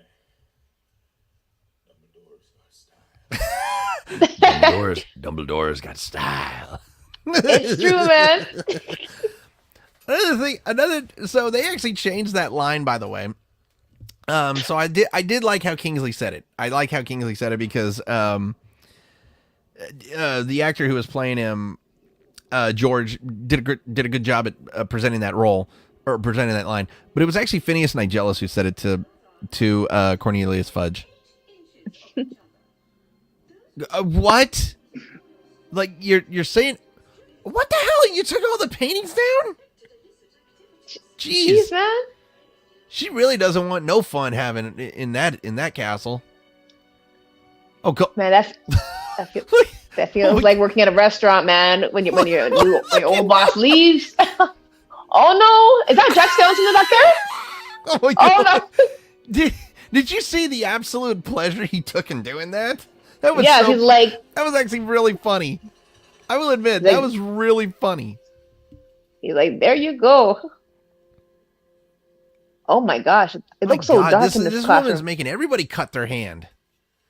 Also, another thing about a big change from the book to the movie is they made Cho to be the one that ratted out all of them out. It wasn't Cho that ratted anybody out. It was her friend Marietta that ratted everybody out. And so the way George and Fred were looking at her, like, we won't get you. I was just about to say that the look on their faces is like, bitch, you're about to have your comeuppance. Mm-mm.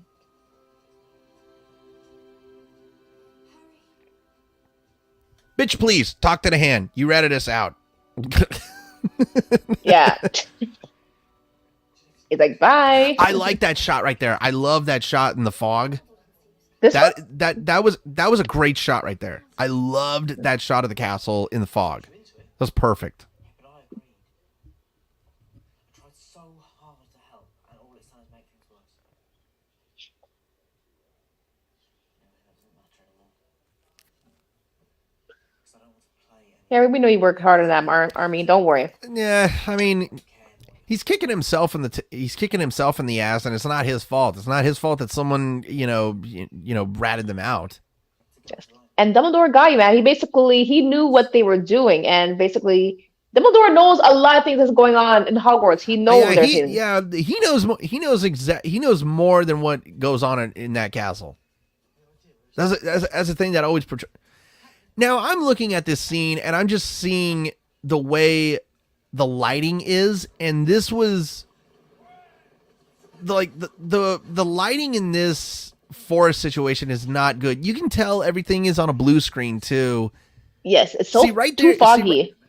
Well, you see right there the shot of Hagrid. That was good lighting. That was good lighting right there. But I mean, it's the overuse of blue screen and CGI that really just it doesn't sit well with me. Doesn't sit well with me because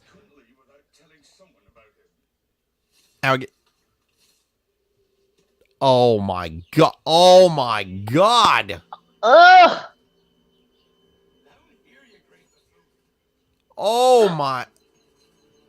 Holy fat flying hell! Oh, what the? Holy god! Dude, you brought a giant. Oh my gosh! Shit! Well, at least he's got him on a leash. Yes. Oh, for heaven's sakes! Half brother. I remember that. Yes. Oh my god! Well, at least we know who's got the. Oh, good lord! Don't scream. No, yeah, because that would really help. Is just like, God. I wonder who plays him. Who's the actor? Tony Maudsley. Maudsley. I just found it out. The way she said "no," like, does that not remind us of all of our mothers? Like when they were just like so firm with us. Yes. Aw, he's a little bit heartbroken. Fine. Just needs a firm hand is all. Think you've got an admirer. Oh, for God, an admirer. You just stay away from her. All right. the way he just said it, he tried to say it so tough, but he's so scared.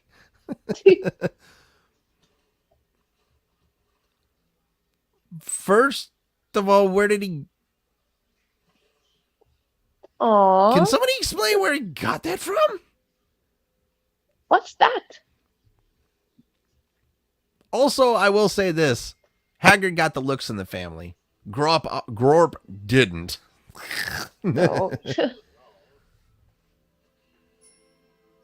Now, why did?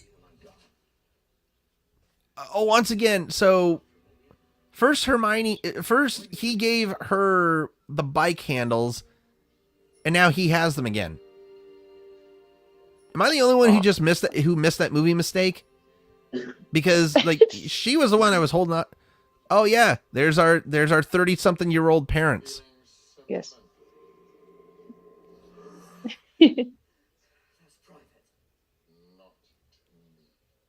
Oh, and then he's got his billowing robes again. That's not just in his suit.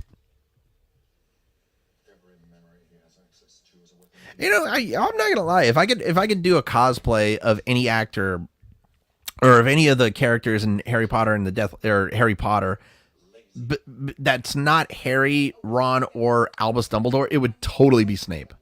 Snape? Really? Wait. Yeah, I mean, come on. Snape had style. Okay, he did. Okay, yes. All right. I think you can definitely pull off a Snape. You would. I think I'd for sure. Oops. Oh boy. This just cannot be fun for him. For me, I'm not too sure which character I would portray, but I think I would be like, I'd be in the Gryffindor team, but I'd be like maybe something of a half siren, man. I'd be like a half siren. Oh yeah, definitely. That would be like my character. It'd be hard to portray who, but I'd say I'd make a good fit, like a partial siren, and yeah. My father was a great man. So another thing about and this is not how it happened. This is not how this happened. He found all this out through the pensive. So again, another gigantic change. Oh, speaking of young Snape, I read that HBO that Max is planning on a possible Snape spinoff series. What? I think that's what they're doing. Ooh. I can see that, man.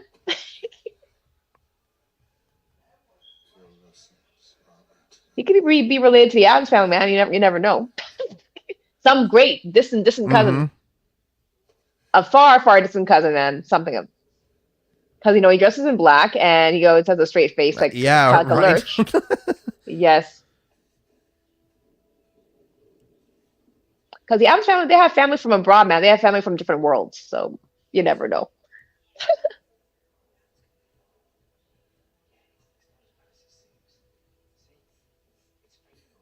Can you imagine if there was a Wednesday Addams in Hogwarts, man? Can you imagine that? Oh my god! Oh, that right there, the multiverse of Harry Potter would collapse. True.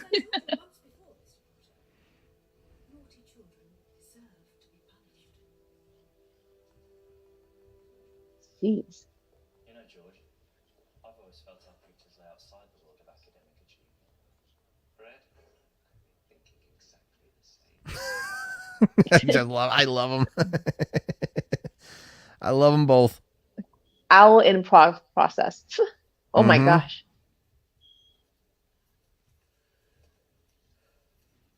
What's it with all Yeah, these animations? they're ordinary wizarding levels.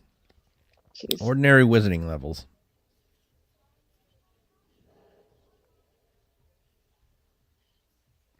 Of course, the examinations of which 5th years take. So that way they can get into the 6 years. Who is at the door?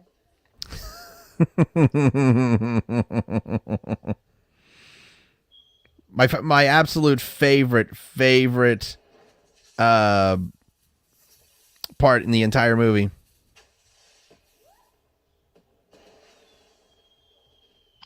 Oh, Yep. we getting ready for something, man. A celebration of what? Mm-hmm. Whee! And of course, I love the music of the Weasleys. I love the music that the Weasleys have. It's brilliant music. This theme is like so fun. Right? It is.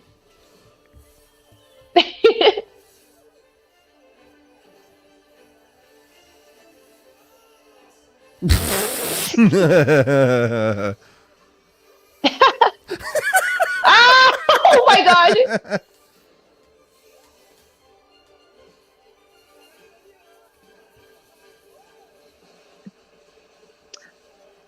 Oh yeah, the Holy dragon. Lord.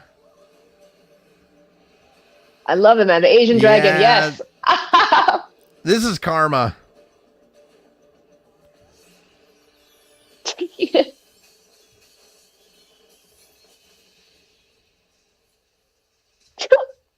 Oh, what's that? And then they Yes! all come crashing down. All the rules are gone, man.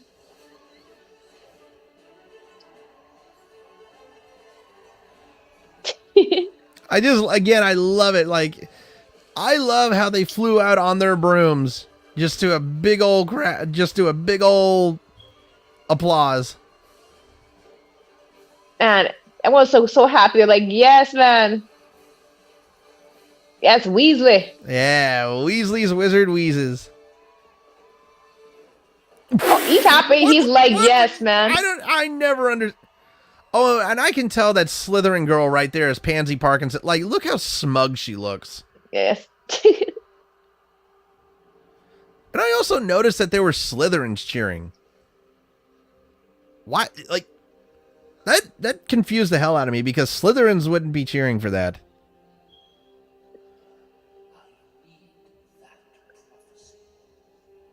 Oh, jeez.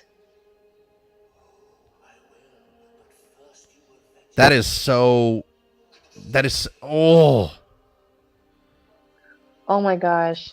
Ugh.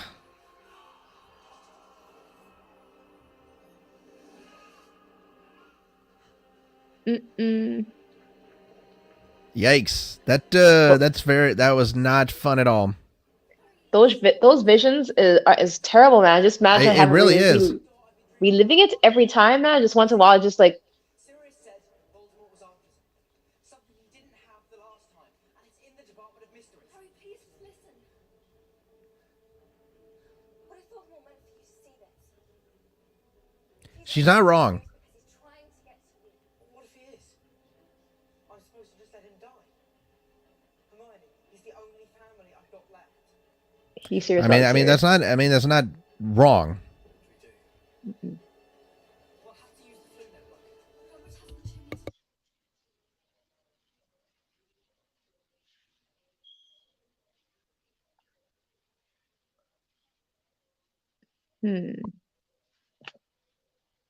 I wonder what they up to now. This is a mission. Yep. Now, see, what kills me right now is how did they have time to change out of their robes into their Muggle attire? Like, if they're in such a hurry, why would they change? Oh, damn. This doesn't make any sense.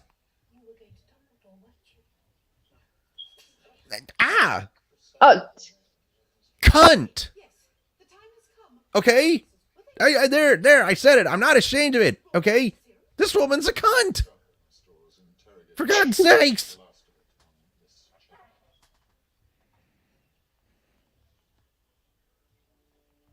Unless you wish to poison him, I assure you I would have the greatest. Oh, for only Snape would say something that sinister. Okay, only he would say something that sinister like that. He's got Padfoot at the place where it's hidden.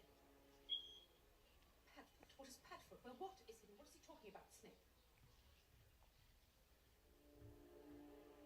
Don't say it. Don't say it. Thank you. Okay, smart move. No. That was a smart move by him. Can't be saying this stuff. yes, I have no idea. No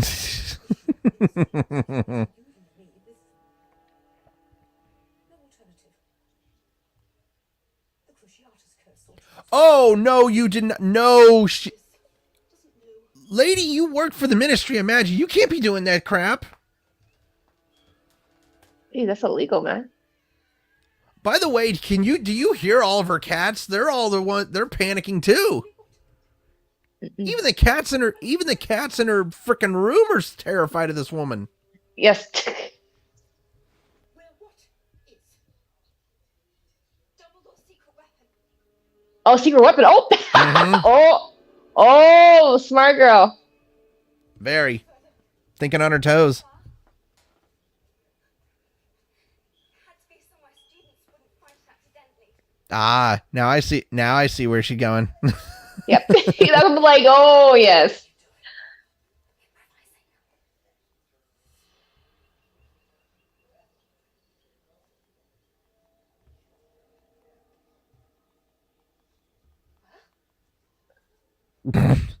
Oh boy. Where is he?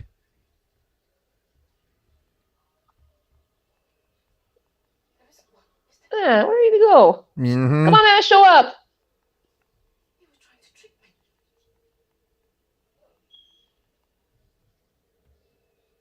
You know, I really hate children. And they hate you. Yeah. I mean, they all hate you. The only ones who like you are the Slytherins. Yes. Think about that. Yes.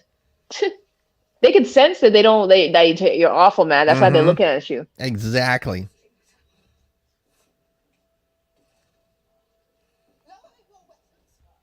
I warn you, under the law, as creatures of near human intelligence. Whoa. What?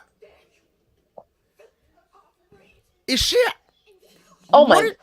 Man, she's calling him half-breed. She's saying near human intelligence. My God, this woman dumb. This is jeez. oh my God. Oh my gosh. Like I said, she's nuts. Oh, there he is finally. Yes. Oh, good timing. Real good timing.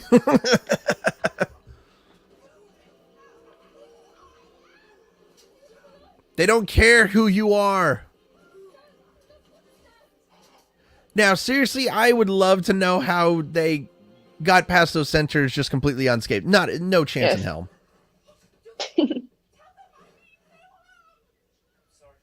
Where are they taking her? I've always wondered where these guys took her. This is a mystery. I love how he just did that. He literally threw her under the bus, and that's the best. Hermione, serious.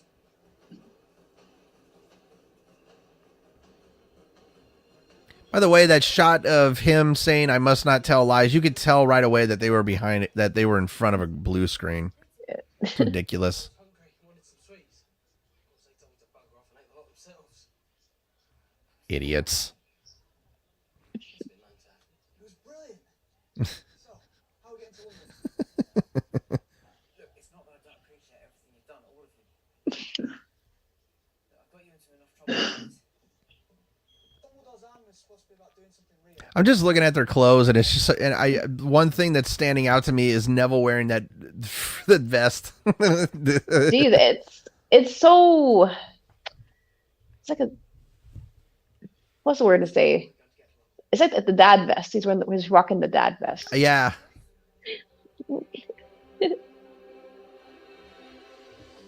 Whee!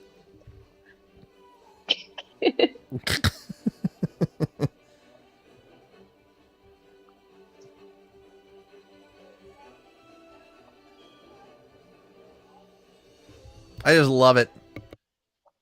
Yes, they're on adventure. Those things are so cute. Honestly, like although they're not colorful, but they're just so cute.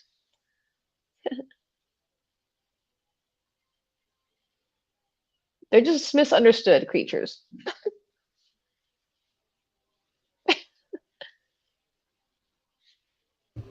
They really are really misunderstood creatures.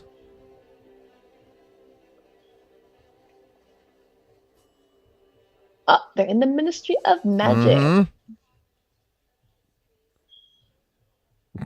That's In the soft, underground. that stupid soft voice of whatever it was. Department of Mysteries.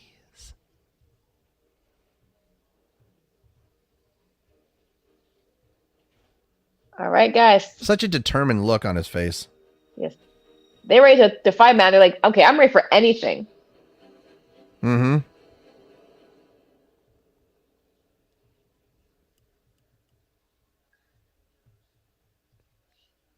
Look at all those another- globes. It's another interesting set that they built is the Hall of Prophecies. I always thought it was very interesting because you can tell everything that's in there is everything there. You can tell it's green screen. I don't for one suspect that there's shelf after shelf right there. No, not at all. That's like It's impressive though how they make it so lifelike.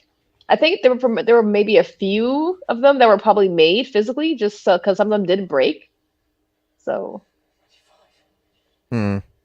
there'd be no way in heck, yes, they could build a lot of those things. So had to been, yeah, definitely green screen help. Yeah, I mean, it definitely is.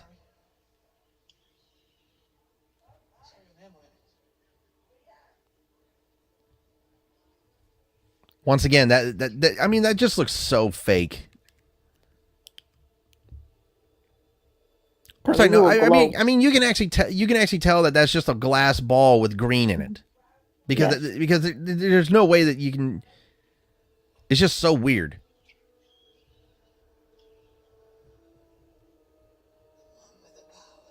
And another bad part about this movie is that they never gave Professor Trelawney the credit that she deserved, because she was the one who actually made this prophecy right here about Harry and Voldemort. And they never explained the prophecy completely, because the prophecy played a big role in not just this book, but in the sixth book as well. There's one thing I have to understand, like in these prophecies, so is it like other stories or other archives of things? Well, no, I mean, what it was is like the Hall of Prophecies, I guess, is just like prophecy after prophecy that was told. Now, I like that. I absolutely liked what they did right there with the mask, where the wand just like evaporated it. That was actually a really good shot. That was cool. And here we go. And here's where Helena just starts to shine. This is where she... See what I mean about her looks? It's her hair. Yes. Like, she looks absolutely insane. Yes. She would look like someone from the Salem's TV series, man. Yeah, I was going to say the same thing.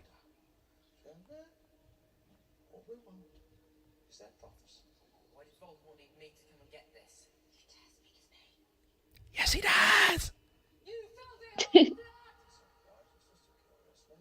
Jeez, man.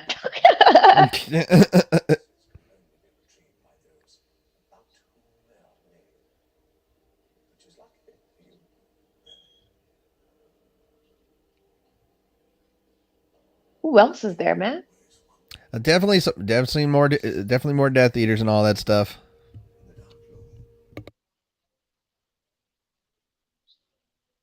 Mm-mm.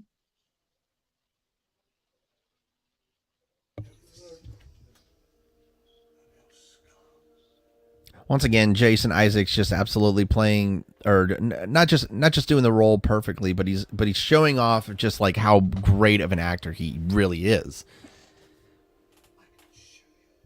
Because he's always been a great actor. Jason Isaacs has, and right there, right, exactly that scene right there where you see everybody just around him. You could tell that they're around a blues. Either it doesn't matter if it's a green screen or blue screen. You can tell. There you go. Yes, that is on, bitches. Yes. Yeah. Oh, I like this. You know, this is kind of cool how they all. That was good. What the? I'm sorry, but that was just rude. Just like punching her in the mouth. That was just downright rude.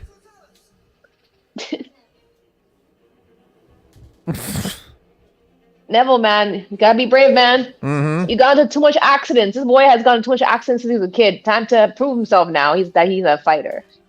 And that was something that I really did like. I love the development. That was creepy. I'm sorry. That was just like the way that guy was looking. That was just very creepy. But I did love the development of Neville, because from book 5 on, Neville started to develop so much confidence in himself. And damn. Nice one, girl. That was a good. Oh, fuck. Dude, why are you looking? Just run. Seriously, run. Mac, no time to stare. Let's run. I was gonna, like, seriously, why are you just staring at it? I would have already been halfway away. Like, oh, where'd she go? I'm like, oh, I'm on my way here, y'all. Exactly.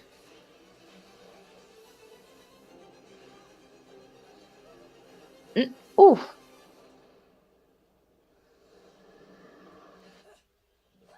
Huh? That was just odd. I don't. That's very Interesting. odd. Nice landing, man.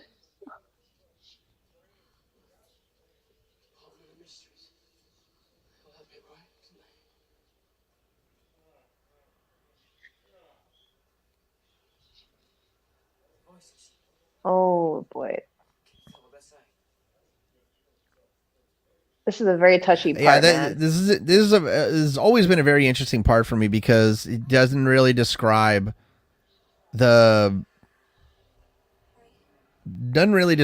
like exactly why they, or well, I'm trying to find it. I'm trying to find the words and I can't find them. Can't find the word to describe it really. I don't know. I don't think that they did a great job with the development of these scenes where, you know, the straight up just being in the Ministry of Magic. I don't think they did a great job at developing it. And what I mean by that is David Yates, who is the director of this movie, I just don't think he conducted or really made the fight at the Ministry what it was from the book. Because he did really take away a lot of it. And I don't know. I feel like that this battle at the Ministry was supposed to have more character, and it just didn't have the character that it was supposed to have.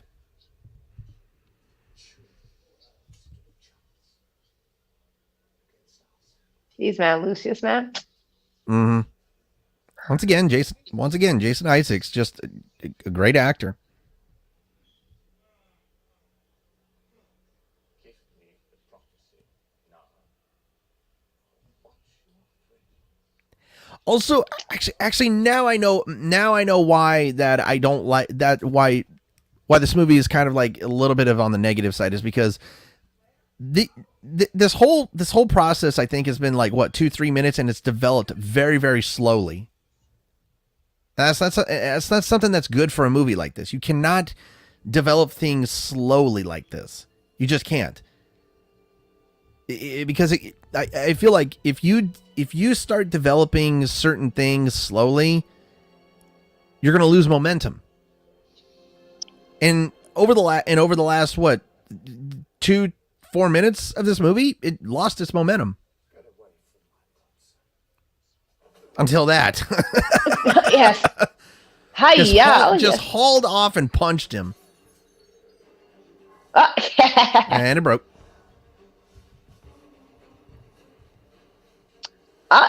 The Avengers.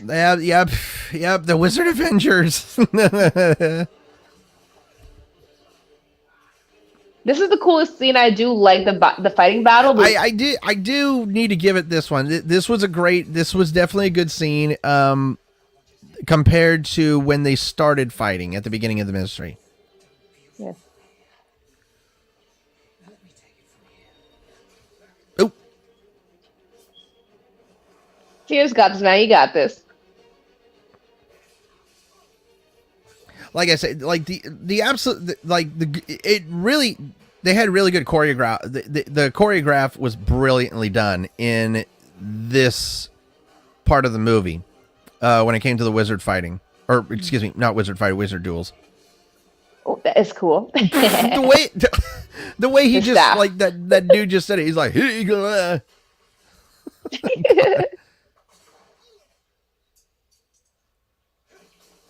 Whoa. No! Oh my God, no! Ugh. Oh no! First Cedric, now Sirius. How many times is Harry Potter, like the Harry Potter series, going to keep ripping our hearts out? And again, this, Harry now losing his last and only family member.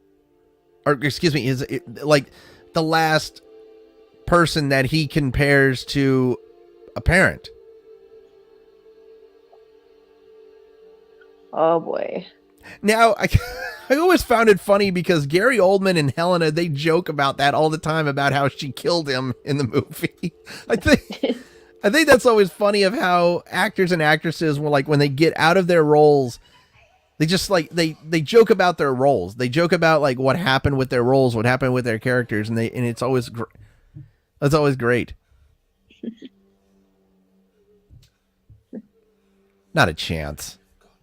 The way how she laughed, man, I was like, oh my gosh, man. Oof, that just got you to your core.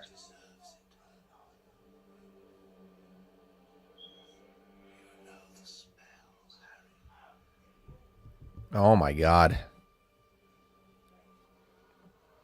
Gasp. And how does Harry not see that?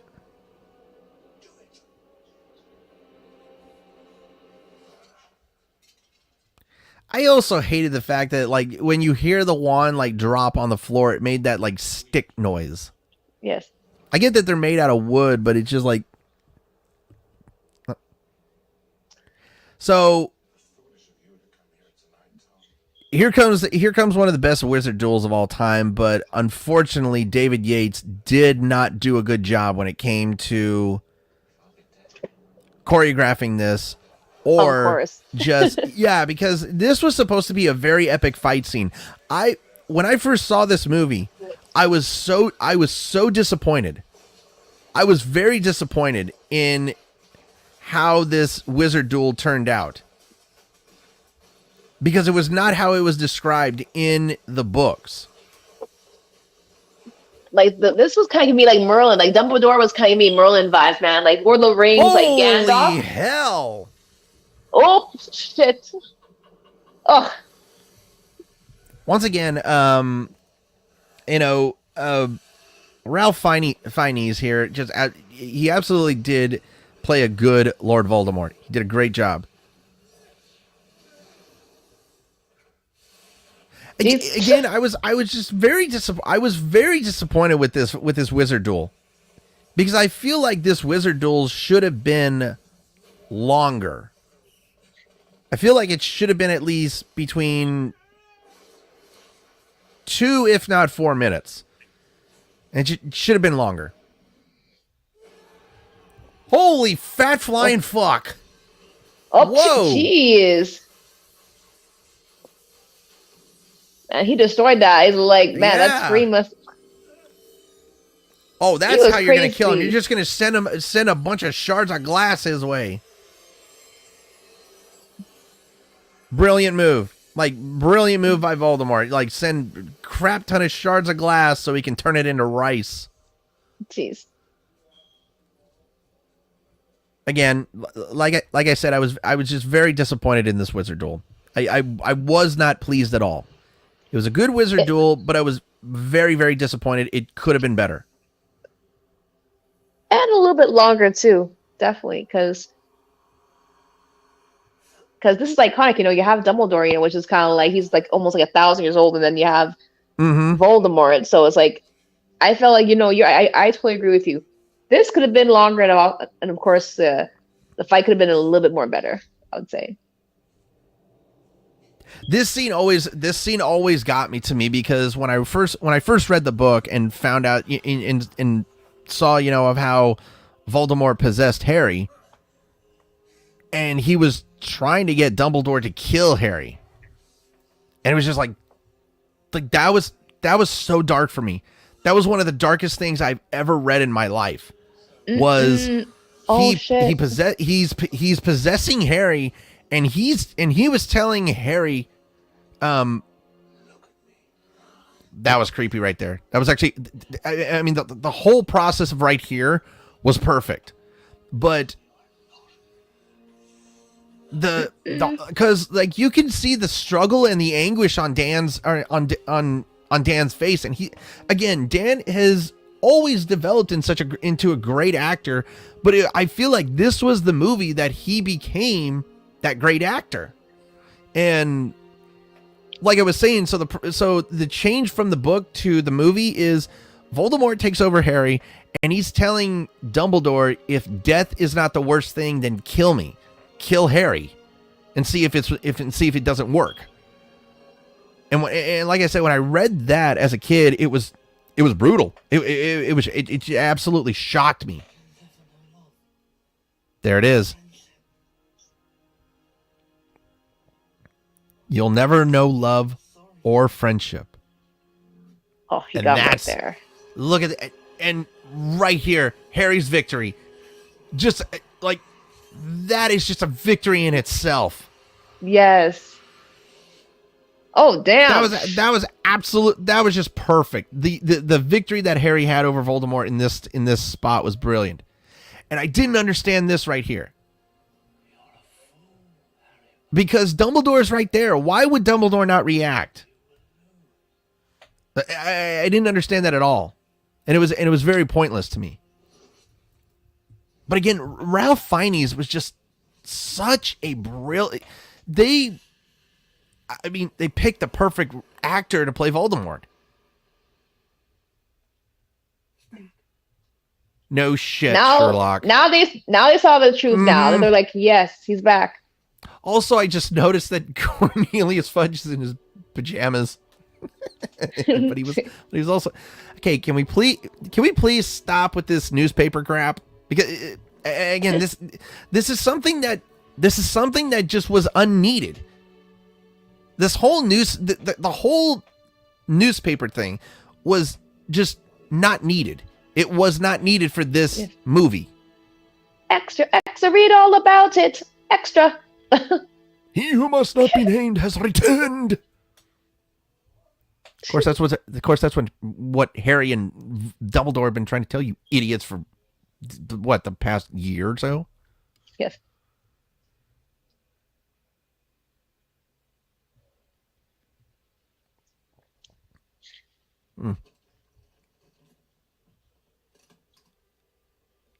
This is another one of those scenes where you don't. I feel like this was just a scene. And here we go. This is where everything just gets like completely serious.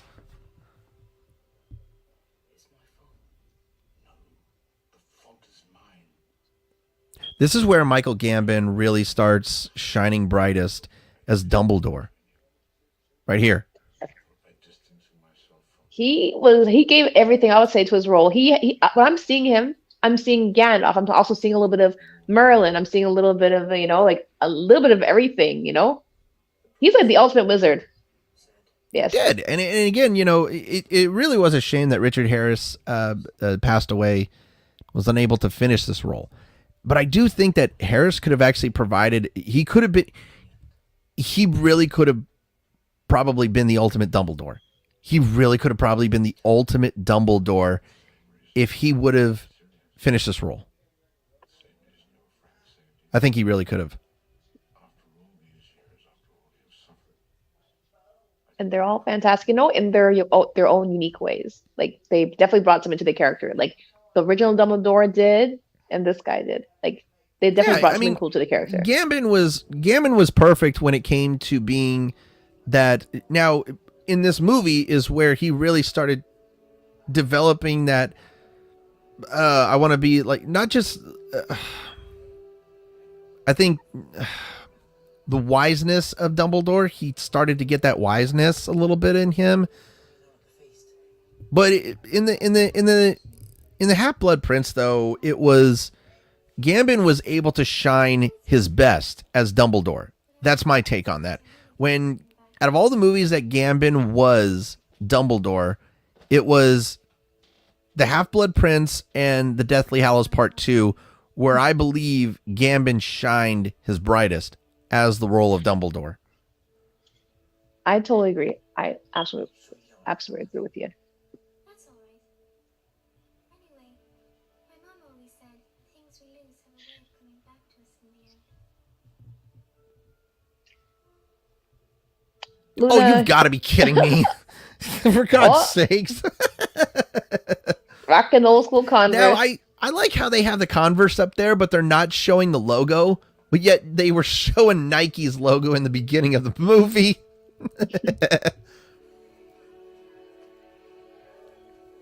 Oh, finally. Now this is by far one of my favorite endings to the Harry Potter movie series. One of my all-time favorite ending was, of course, the first movie because it was perfect. But this one, I think, is number 2 because you see them walking towards the train and they're realizing everything that they now have to go through. Yes. That, he's back, Voldemort is back. Like he is alive and well, in the physical and the wizard, the other side of the wizarding realm. So he's real. And they gotta be prepared whenever he's going to attack. See that shot right there? I do love that shot because that is in an actual forest. They're in an actual forest. And yes. Oh, there's no green screen. There's no blue screen. There's none of that crap. So it gave you that. And this shot is brilliant too. I love that one. I absolutely love that shot to end the movie. Yes. And there we go. That is it. That is Harry Potter and the Order of the Phoenix, year 5. And so now we move on to year 6. And of course, next week I'm going to have to suffer through Harry Potter and the Half-Blood Prince. And so, but thankfully I'm going to have Inika here to suffer with me. Yes. But so, last week I gave my review first, but it's time for Inika to give her review first on this one. So, for everybody out there who is curious, we have a scoring system of 1 to 10. If anything is ranked below 5, it is not worth it is not really worth watching, but you can watch. But if anything is below 3, it's not worth it at all. And any movie that is 7 and above is always worth watching again and again. So Inika, you have the floor. Take it away. I give this film, oh my goodness, I have to say a 9.5. Now, the reason why I say this... Oh my God. I'm going to have to say this. You know what? I although some people, may not agree with the film, but one thing I do like the aspect of that they were, in a fighting duel match. I like that part. That was really creative. And of course, they were building their own army. That's one thing I definitely liked about this. And it definitely brought that entertainment aspect into it. And of course, seeing Helena Bonham Carter, she definitely played a fantastic role. I think seeing all the characters, come in battle, that was the coolest one for me. Yes. Okay. All right. Well. And sorry. Go ahead. And also for Harry, basically, that we kind of see him grow throughout the years. He basically becomes the ultimate warrior, from a boy to a soldier to a warrior. I like that. I actually like that. That's actually a great review. So here we go. My review on this. So Harry Potter and the Order of Phoenix, still a good movie. It is still a good movie. The choreography on everything that was done in this movie when it came to the wizard duels, where it was with both the Ministry, Dumbledore and Voldemort's fight, and also with everything about and just like Inika said, this is exactly that. She's absolutely true. This movie showed Harry growing from that little boy to now a soldier. Not nearly a man, but he's becoming a soldier for the wizarding world, and still being that symbol to the wizarding world.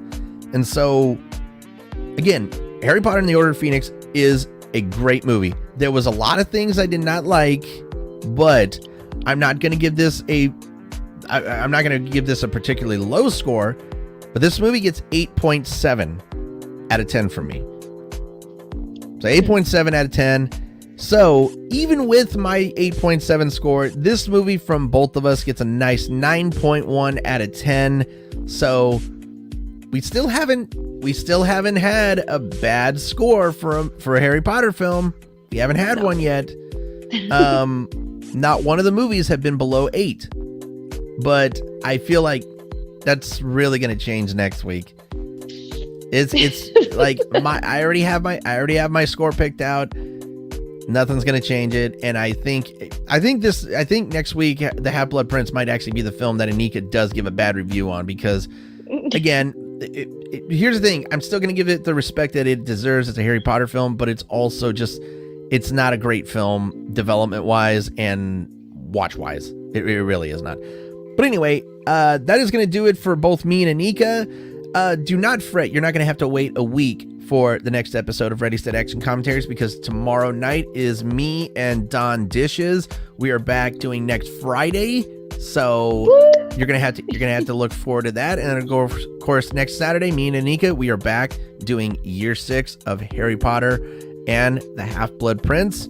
So, Inika, I think that is it for us. This podcast has been 2.5 hours. It wasn't supposed to be 2.5 hours, but again, technical difficulties. What are you gonna do? Yes, I know. Don't worry, we won't have those issues no more. We promise. But anyway, that is gonna do it for me and Inika. So guess what, guys? That is it. Cut, wrap, and print. That's all, folks.